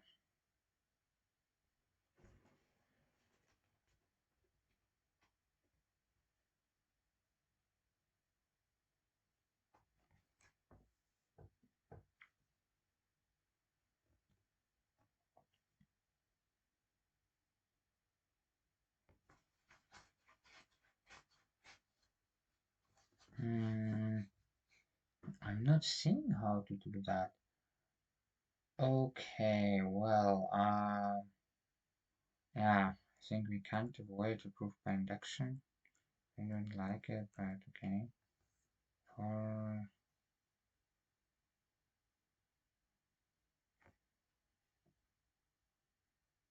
no, that way, what I had in mind that we could enclose video numbers in those intros that we have stated, but that would only give us that for video numbers that we have actually stated, but without that, actually don't have it. So I don't understand what property we could use to do that actually. Okay, that's weird. That's very weird. It seems that such error would be possible. Hmm. Okay, so the natural numbers would be finite. What would be the problem with that? We are not allowed to use the supreme axiom, so let's think in terms of Q maybe. Why would it be a problem in Q that the natural numbers are just that here is the largest number and just the largest number, right? Uh, uh, would that automatically mean that the natures would not have this property of being able to grow ever large? Why? Well, let's think about it. The basic property of natural numbers, they can grow ever larger by adding 1. By adding 1 to them, we can make them ever larger, right? And this is a basic property. And we now think how to utilize this property to show that there can be upper bound of natures. Okay, also, so let's see. That was a little bit of German. Uh, yeah. Why would we have that in Q? No. I mean, of course I don't know. I wanted to drive it spontaneously, but yeah. How? Let's think why we couldn't bound nature rules.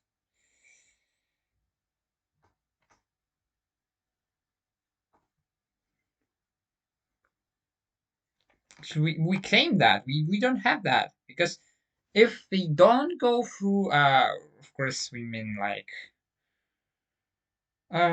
plus or bigger equals zero, right? But that doesn't matter much. I mean, we don't have that actually.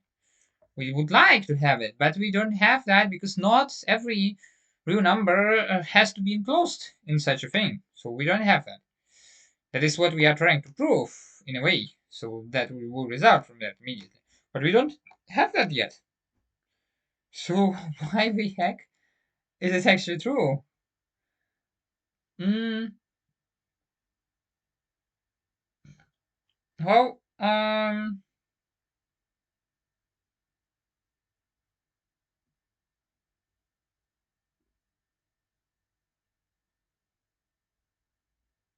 okay.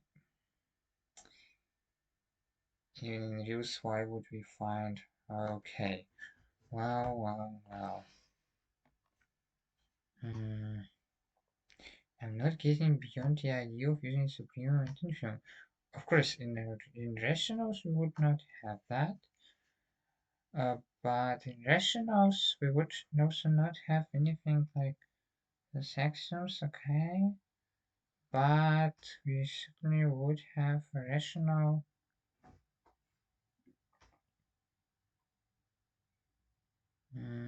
Rationals wouldn't have supremum axiom, infimum supremum axiom, but we would have that there would be a lower bound, right? Here the lower bound is just 0, okay.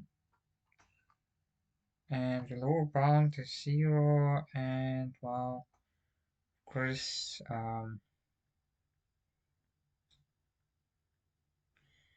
we can make this difference become smaller and smaller, and smaller and smaller when we increase n. That is clear. But that it will ever be 0, well, it's not clear at all. So yeah, we kind of trapped in that regard. It seems that we go in circles. It seems that I go in circles. Okay, nothing like that works. Try to return to your original claim and try to think what you could have done. Because maybe, or it is one strategy, or maybe you have overlooked something very simple. Yeah, did we overlook something very simple? Well, I don't think so, because immediately with fractions, we couldn't do any stuff that would be done easier than with that, and any stuff that helps us. So I really think that this is the actual stuff that we should prove. Now, is that perhaps more difficult to prove than this? Well, here what do we have? We have a product. And product is, of course, maybe a nice thing because maybe can estimate that in some way, right? All right, and this is now a very small number. Now a very small number, and that very small number, well, we like to compensate that being very small by the size of n. But that means exactly this idea of getting n large enough, right? Actually, as large as we like. All right. Uh, this is just um, the phrasing of a problem, right? So yeah, I'm not getting it yet, but I'm beginning to think of similar stuff. Mm, I'm beginning to think of some certain stuff that kind of produces certain concepts. Well, let's think about it. We could think, we know that notion of counting for natures, and we could think of natures in a little bit a different way. but I don't know if that's actually helping. If that would help. Well, let's think. I don't think that would help immediately, but okay, that is an idea. So viewing natures in a different way. Well, or we could try to add up epsilons and say that at some point, because we could use distributivity law, could use the representation of an epsilon as sum of ones, right? And then we could do this sum of ones as large as possible. But why would it be true eventually?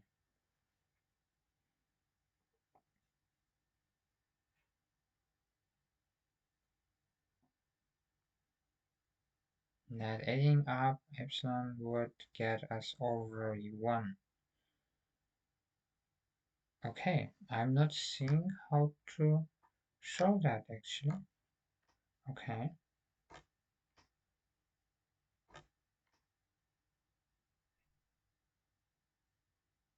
I don't see it yet.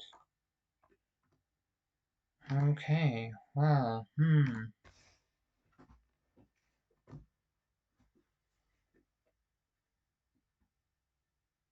with things that we have. Yeah, that can happen. You can get stuck, and usually in that case, you make a break. Yeah, you take a break. But I don't like the idea of a break when we are in the middle of a theorem, and it's stupid. You should not incorporate this kind of example into your life. You should be more reasonable. But yeah, I just don't like that. I would like to have it.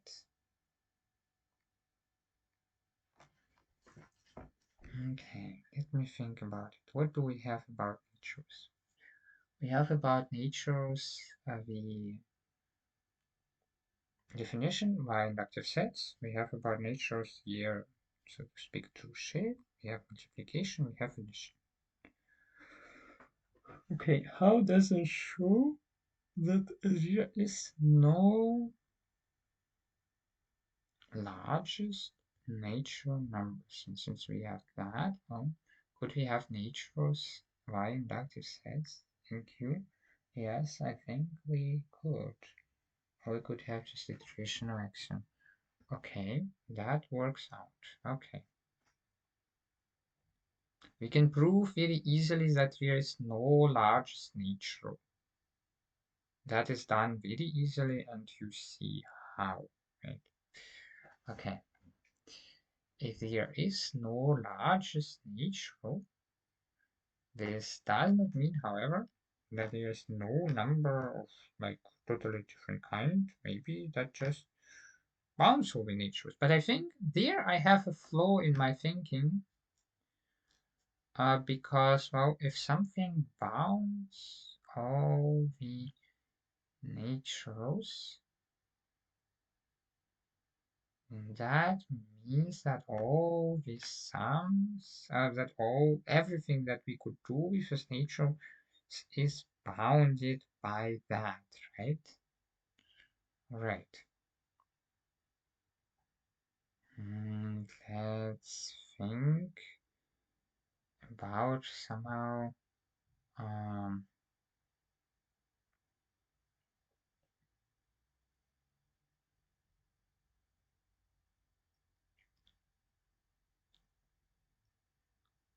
okay, if we have another increasing sequence,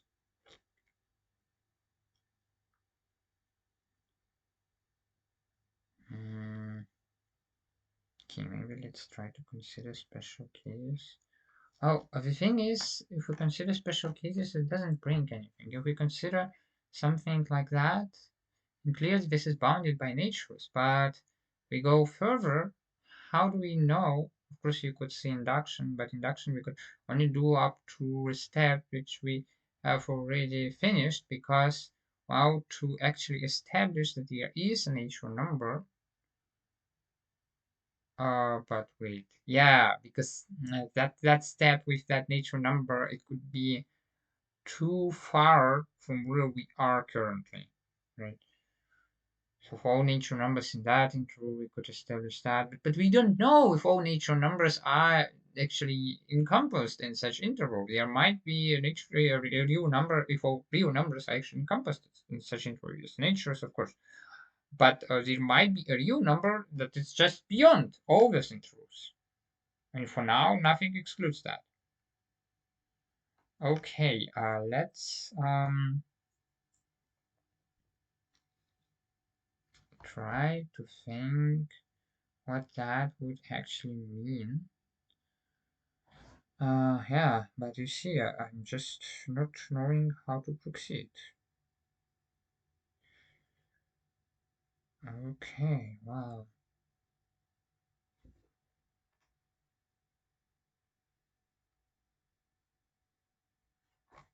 Because we don't have any. Okay,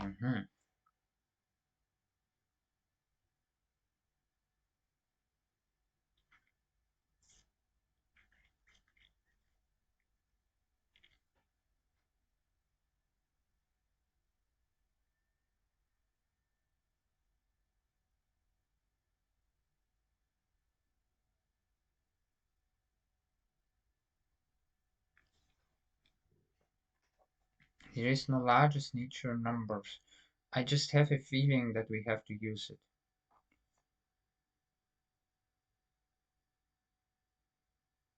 Okay.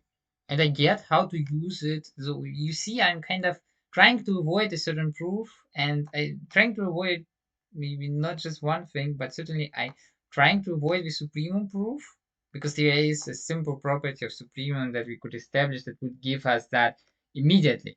But I'm not liking that because of Q thing. At least I think it would give us immediately. But yeah, well, pretty much. I'm certain.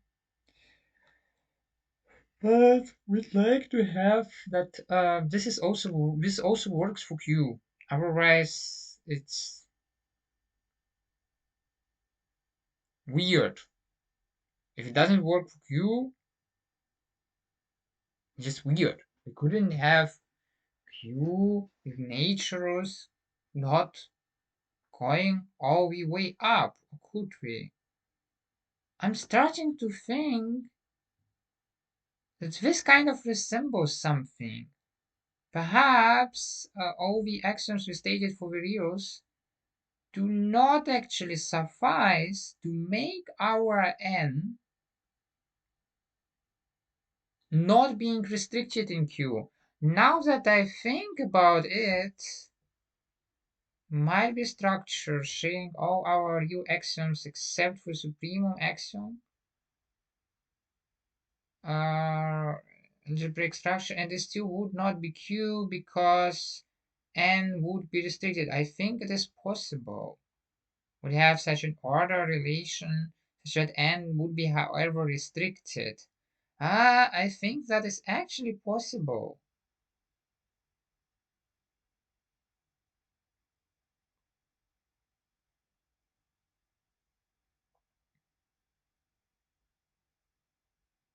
Okay, well, I'm beginning to get uncertain about that.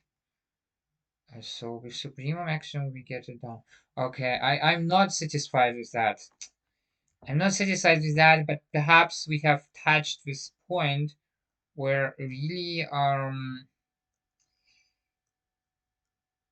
I'm seeing ghosts because this wouldn't work without an additional axiom, and maybe this axiom should be taken exactly as convergence of a sequence to zero and being the being largest natural number. I mean, in our setup of real numbers, zero will be no problem. We'll prove it in a second. But that for Q, I'm actually mistaken, and there can be a structure that shares all our axioms of the reals doesn't have supremum axiom, and that is not actually Q. and it is not actually Q. Q would be one example of such structure, but it is not actually Q, but has restricted natures. I don't know if I could come up with an example of such structure easily, but yeah, I'm kind of starting to have a strong sense of maybe that being possible because we would define an order relation. What does it mean that natures would be strict? Well, we would define such an order relation Q that the supremum axiom just doesn't work. Well, the supreme axiom doesn't work. Yes, one thing, and another thing that this does not work. Not on Q, but on the structure that is kind of similar like Q. And we would just define the order relation so that natures are actually restricted. And I think it would work, but I'm having trouble to come up with what that might be. I mean, really coming up with a solid definition of such order structure on basically Q. Basically on Q, right. It would be kind of like natures are restricted, because I can immediately think of something like, okay, if we would have let me think about it for a short while because I would not like to do incomplete things and doing a proof that would, if there is actually a proof that avoids the supremum axiom, and that would mean also that about some structural makeup of Q that it also works here, that we can show restriction of natures. I would not like to miss that. Okay, let me do a little thinking about that. Well, I'm having an idea, but I'm not sure if all the axioms would be satisfied by that. Well, increases, but it should be. Mhm, mhm. So, so that you know what I'm thinking about, I'm thinking about a field that is all axioms of use for operations are satisfied, but a field in which such a thing works. Right. The thing would then be that the natures would would have this shape, right? Because you could use the iterational axiom and yeah. But the thing would be that it would actually repeat, right? From that onward, you would just have one, and that such a weird thing can work. Well, it works via modulo. We will look at that, for example, via modulo, but this is like the canonical thing what that exactly captures the structure of it. Yeah, we will look at that. So the natures would be kind of periodic, right? Periodic in addition of one.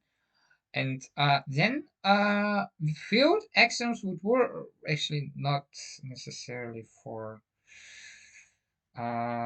four, but let's see for five, and here six. Okay, that would be one, and so it would go periodically. So we would have such a field, and it would be filled indeed. I mean, filled the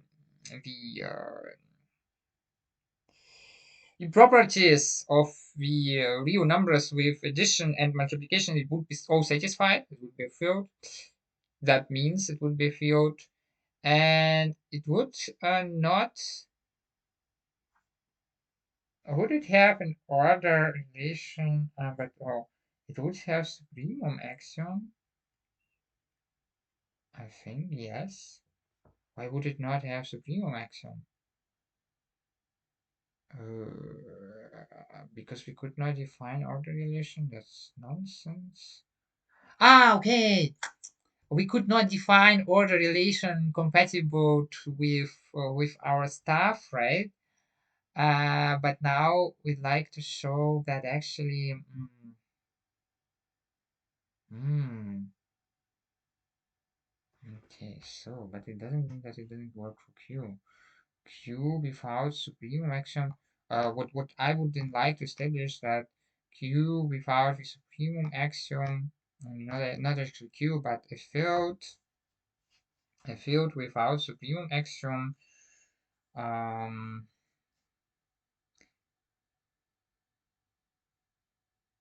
and yeah, okay, I'm totally tired now. I see that. We have Q, and I don't like that our proof that I have in mind now would only work for structure having supreme. Now Q doesn't have supremums, but I claim this should work. And of course, that should work for N in Q nonetheless. So using the supremum axiom, which is not possible here, should not be necessary to prove that N is actually restricted. And now I said, well, Q doesn't have a supremum axiom, right? Ah, but maybe we would need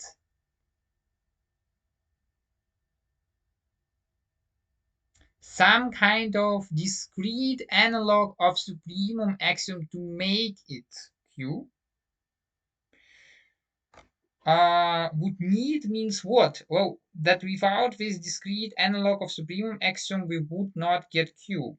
But what is weirding me out now is that actually, okay, or maybe we would assume that the number of elements is not finite in sense of definition of finite we gave.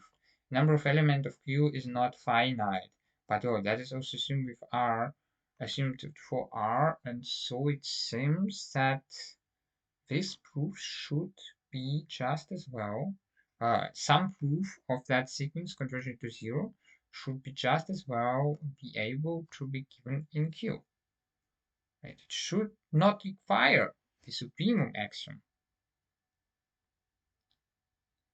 It should only require the basic calculations.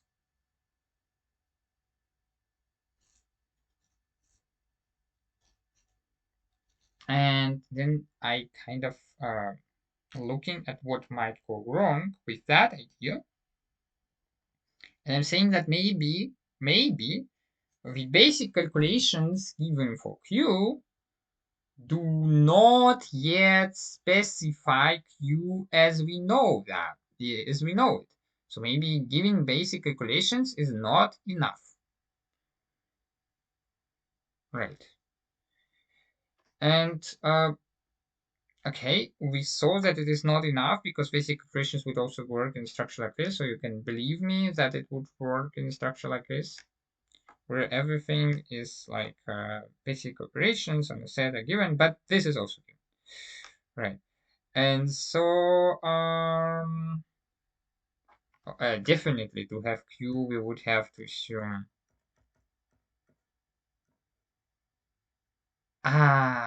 is non-zero for any actually for any number of times for any number of additions. We would have to assume that, then we would have Q. Yes, then we would have Q. So that suffices, but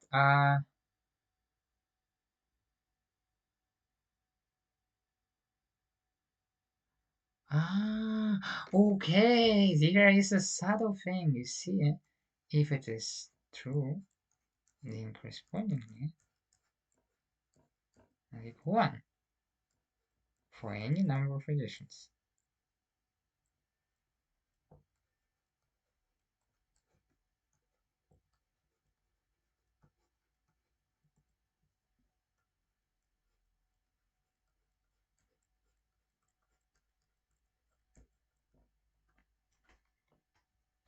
Okay, but then okay, that's just coming up with the largest natural number because we could like cook up and for any number of additions. Okay, well,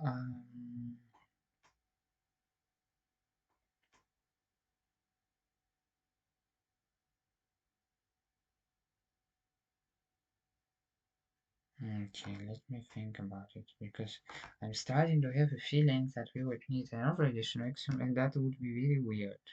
It cannot be. It cannot be. It's just my stupidity for sure, because that wouldn't make much sense at that point. Yeah, I'm not seeing some simple trick. So if we would assume that, and I just know that you would have Q. So for Q, this assumption would be enough. And for R, we have that assumption, of course, right? That this is not equal to 0 for any number of additions. Why do we have that? Well, just because of the order relation. Right, and the order relation, well, a Q could be defined like that, and that means that that would already impose an order relation. And this is also quite interesting that this would impose an order relation, I mean, make an order relation possible. And the structure defined with operations like on Rios and having order relation, with operations defined like on Rios and defined like this, that this would already impose the order relation. Uh, it's interesting, isn't it? But it would. And here, of course, you could follow through how this order relation arises. Okay, well, I see how we could show it for all naturals. I see how we could show it for all rationals. But we should not need a supremum axiom for that, because we don't need a supremum axiom here, right? If we don't need a supremum axiom here in Q, then this proof should work perfectly fine without a supremum axiom, because that would actually give us rationals. Oh, sorry, I'm mistaken. Not necessarily rationals. Ah, okay. You don't know what it's kind of having a structure like rationals in algebraic sense. But the algebraic sense is not all there is. Otherwise, for reals, it would suffice to specify the operations. Right?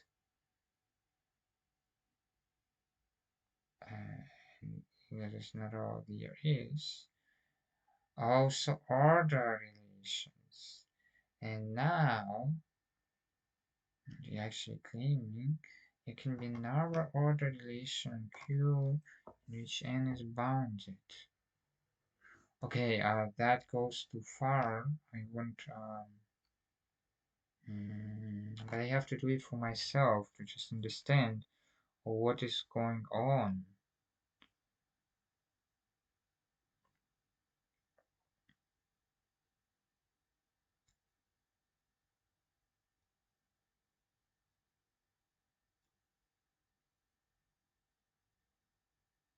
Mm, I'm guessing that we could be dealing with something like that with this field. With this structure having a nature operations like on Rios and having that requirement. This requirement is necessary for because of some algebraic stuff. But okay, can just skip those explanations. But yes, I'm guessing that the actual trouble would be with this. Okay, that's kind of an accumulating point, and then you kind of get all your things done and get all this. Okay, we would need an inverse of infinity, and that would not work. Well, what did work in general? Yeah, multiplicative inverse of infinity. Okay, you might say Ah, okay. But then you are getting into trouble by calculating with those things. Yeah, okay. I'm beginning to see that maybe I'm mistaken. That would kind of behave as just like you in sense of arithmetic operations, but it would not behave like you in some other sense, like ordering structure. So maybe we might have kind of something that behaves like rationals but exhibits that funny feature of bounded nature. I don't know. So, okay. At some point, we just have to say, well, okay. So then n has a supremum because that is actually a big topic about mathematical work when you are really passionate about that. You just see an auxiliary result and you are interested to prove it because it would, or you're interested to disprove it because it would extend the generality of your result, but you are totally forgetting what you are actually aiming at. And getting back, oh, especially when you are presenting it to other people, is kind of uh, the right thing to do. So of course I'm not satisfied with that at all. That I have not pursued that issue, but like yeah, uh, okay, I will do the proof that I had in mind that I wanted to avoid low cost. So and coming up with that proof, well, we prove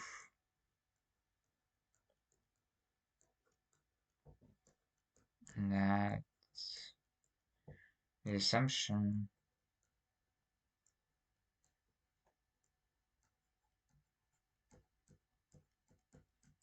of existence of an upper bound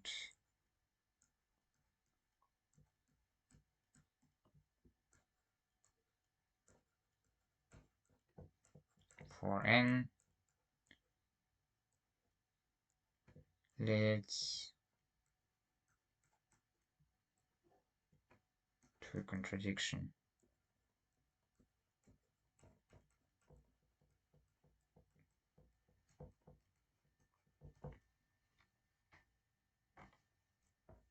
This shows, this will show, and I'm just recapping what we had here in a rigorous manner, and that is the right direction. This will show, well, uh, for each epsilon, there is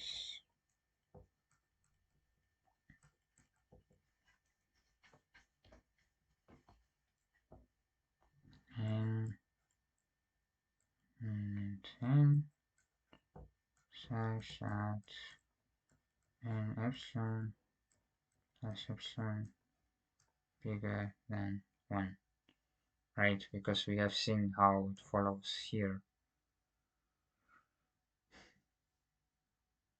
Okay, but I mean, I am only allowed to do that because I've shown you how it follows. And of course, when you do the tasks, you should write down the steps properly in the proper fashion. But I'm now really tired, and additionally, uh, I have shown you that, and you can just think about what that was actually about, is juggling around with that stuff with n plus 1 actually. Um, yeah, no, it's directly, right? Directly because here is such an n such that we have, okay, rather directly, bigger than 1 right by epsilon, and then an epsilon bigger than 1, and an epsilon plus epsilon bigger than 1 because epsilon is supposed to be r bigger than 0, and then we have that, right? I have just omitted those steps, but I have shown them to you very extensively. Just look it up here. Okay. Okay. Which shows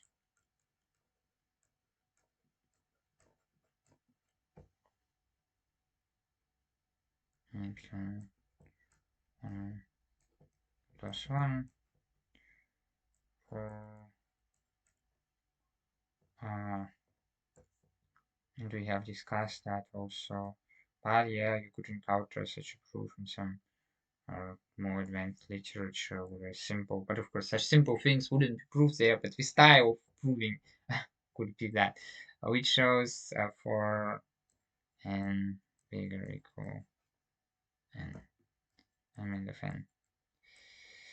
Okay, so, and that shows what we wanted to prove. We call what we wanted to prove. We want to prove that there is an epsilon, and then such that for n bigger equal an epsilon, we have that this epsilon exceeds that. Right, and that's exactly that. Okay, so the only thing left to prove, because this will show what we wanted to be proved, that the assumption of existence of an upper bound of n leads to a contradiction. So show now the contradiction.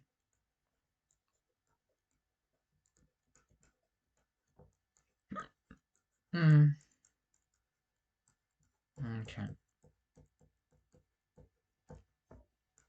If there is an upper bound of n, then there exists S equals supremum of n and R. Supremum is in particular not infinity, but there exists such a supremum. Okay, well,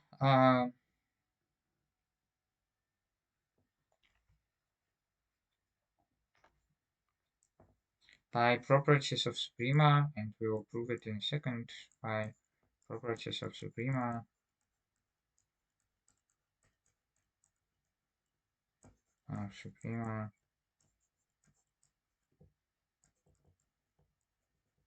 is the plural of supremum. Properties of suprema have then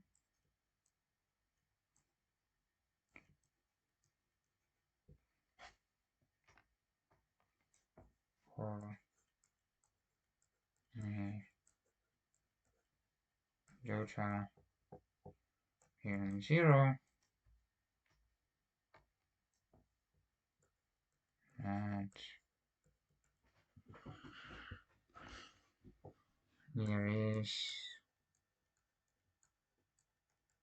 and then with, and we'll show these properties in a second, as I told you, that there is and with an exceeding this exception,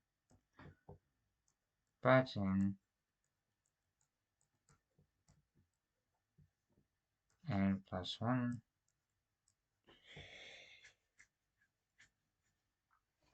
bigger than is minus 1/2 plus 1. Alright, we just took epsilon for epsilon equal to 1/2, which is same as n plus 1 is bigger than s plus 1/2. That's bigger than s, and that is initial numbers, which leads to the contradiction that s is actually supremum of n. S equals supremum of n. So there can be a supremum of n if we have proved that property. So you see that property kind of allows you to artificially make a set of numbers approach something, and we see that this property really holds for supremums that we have ultimately defined. Make artificially approach them as far as you can, and then adding one will of course lead you out of that. And if n is bounded just by supremum axiom, there must be such things such as the nature of numbers approach it very closely so that finally they get to the threshold where one will throw them out of that. So they can't be bounded. But yeah, as I told you, I wanted to avoid this proof, but okay. Okay, well, mm, lemma. Let M subset of R be bounded from above. Be bounded from above. And we know then the supremum exists, and we are interested in its property. Then for each epsilon. But this theorem is a good one. You should know it about supremums. Actually, it's even characterization. It's not just then. Uh,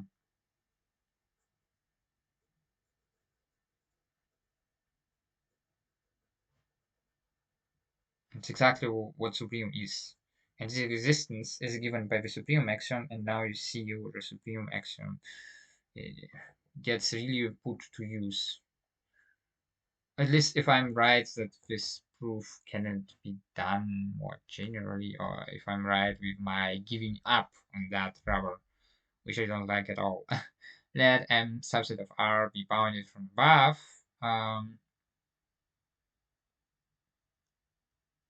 Then S is equal supremum of M, if and only if supremum of M, of course, real number, because that is existence of supremums and real numbers is what we are talking about, right? If all X and M, there is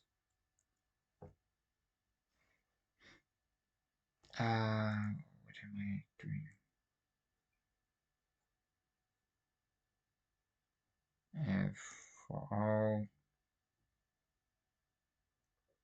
epsilon bigger than 0, there exists X and M such that X bigger than S minus H.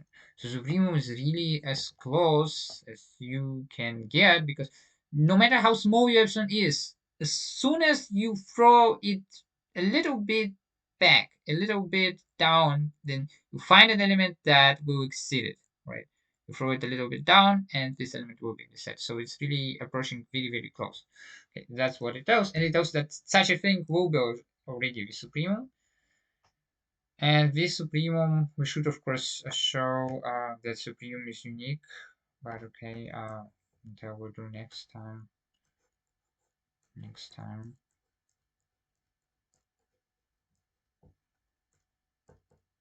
Supremum is unique. Now I would just like to finish that proof because I'm really tired.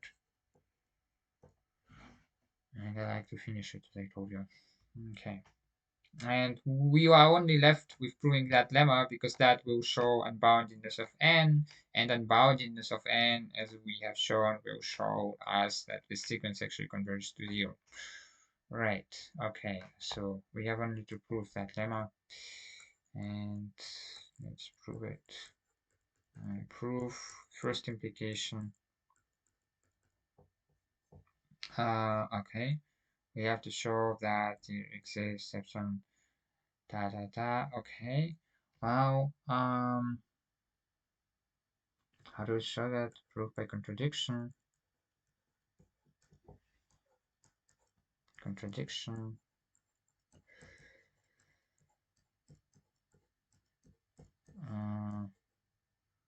Maybe not. Well,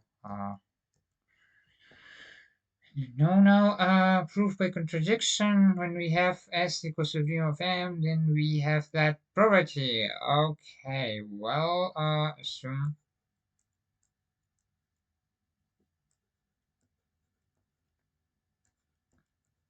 there is, so we have S supreme of M, but we don't have that. So there is epsilon bigger than 0, such that for all x, it's really simple. For all x, we have what? Well, we have x as smaller or equal as minus epsilon. But then, this is the opposite claim to that. We just assume that this claim is now true, and I'm now writing the opposite claim to that down, and that is exactly there is quantifier warped, right? There is epsilon bigger than 0, such that for all x element m,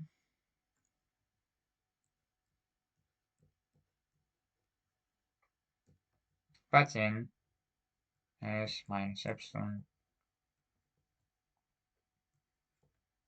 more than s, because epsilon is strictly bigger than 0, which contradicts S being supremum, because we call the definition of supremum, it was the least upper bound. So it was the upper bound that was smaller or equal all upper bounds, and now we found another upper bound which is below that, strictly below that, and so that couldn't be least upper bound, which contradicts S being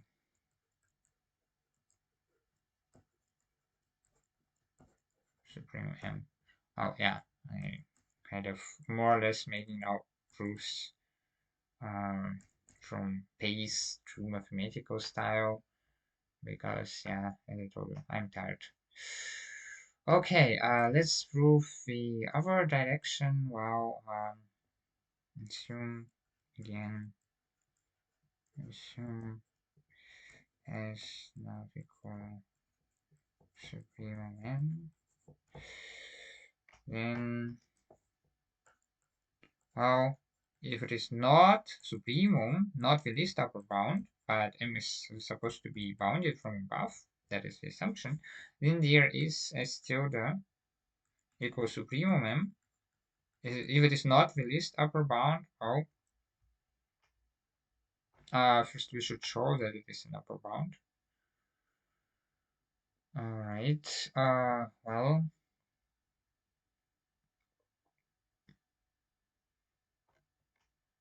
okay, assume S is no supremum of M.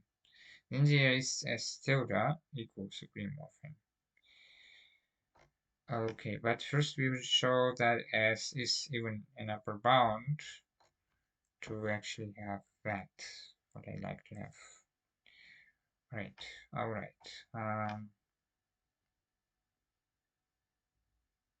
No, it does not actually seemingly work like that, necessarily. Okay, for epsilon bigger than 0,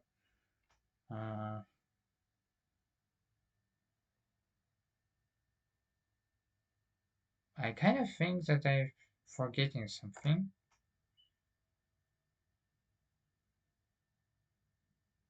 Yeah, okay, of course. Uh, it doesn't harm that here, but of course, because, well, that just implies that when S is supremum, then we have to show that this implication works, right?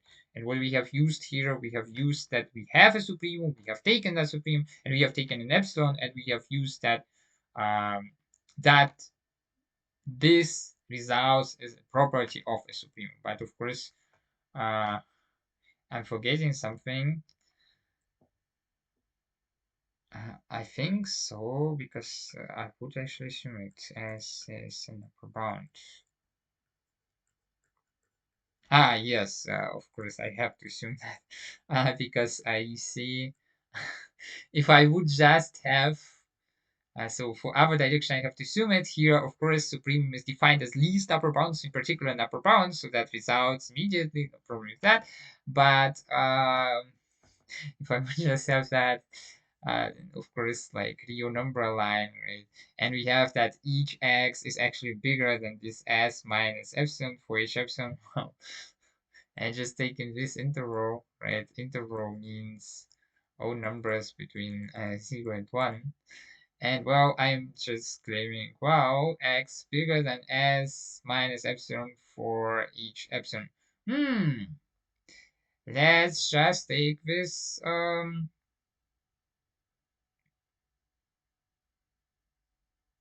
number. I don't know, take -1. And then obviously for each epsilon, since I'm already below that, epsilon will always think that, so clearly we have to assume here that s is an upper bound. Assume that this upper bound is not equal to supremum, then there is a lesser upper bound, then I'm trying to cook up a contradiction, but sorry, I won't explain now why the thinking goes that way, because I said I'm just too tired. Okay, it's tilde is bigger than 0. I just brought it on the other side, so the relationship of bigger or equal uh, is preserved, right? And then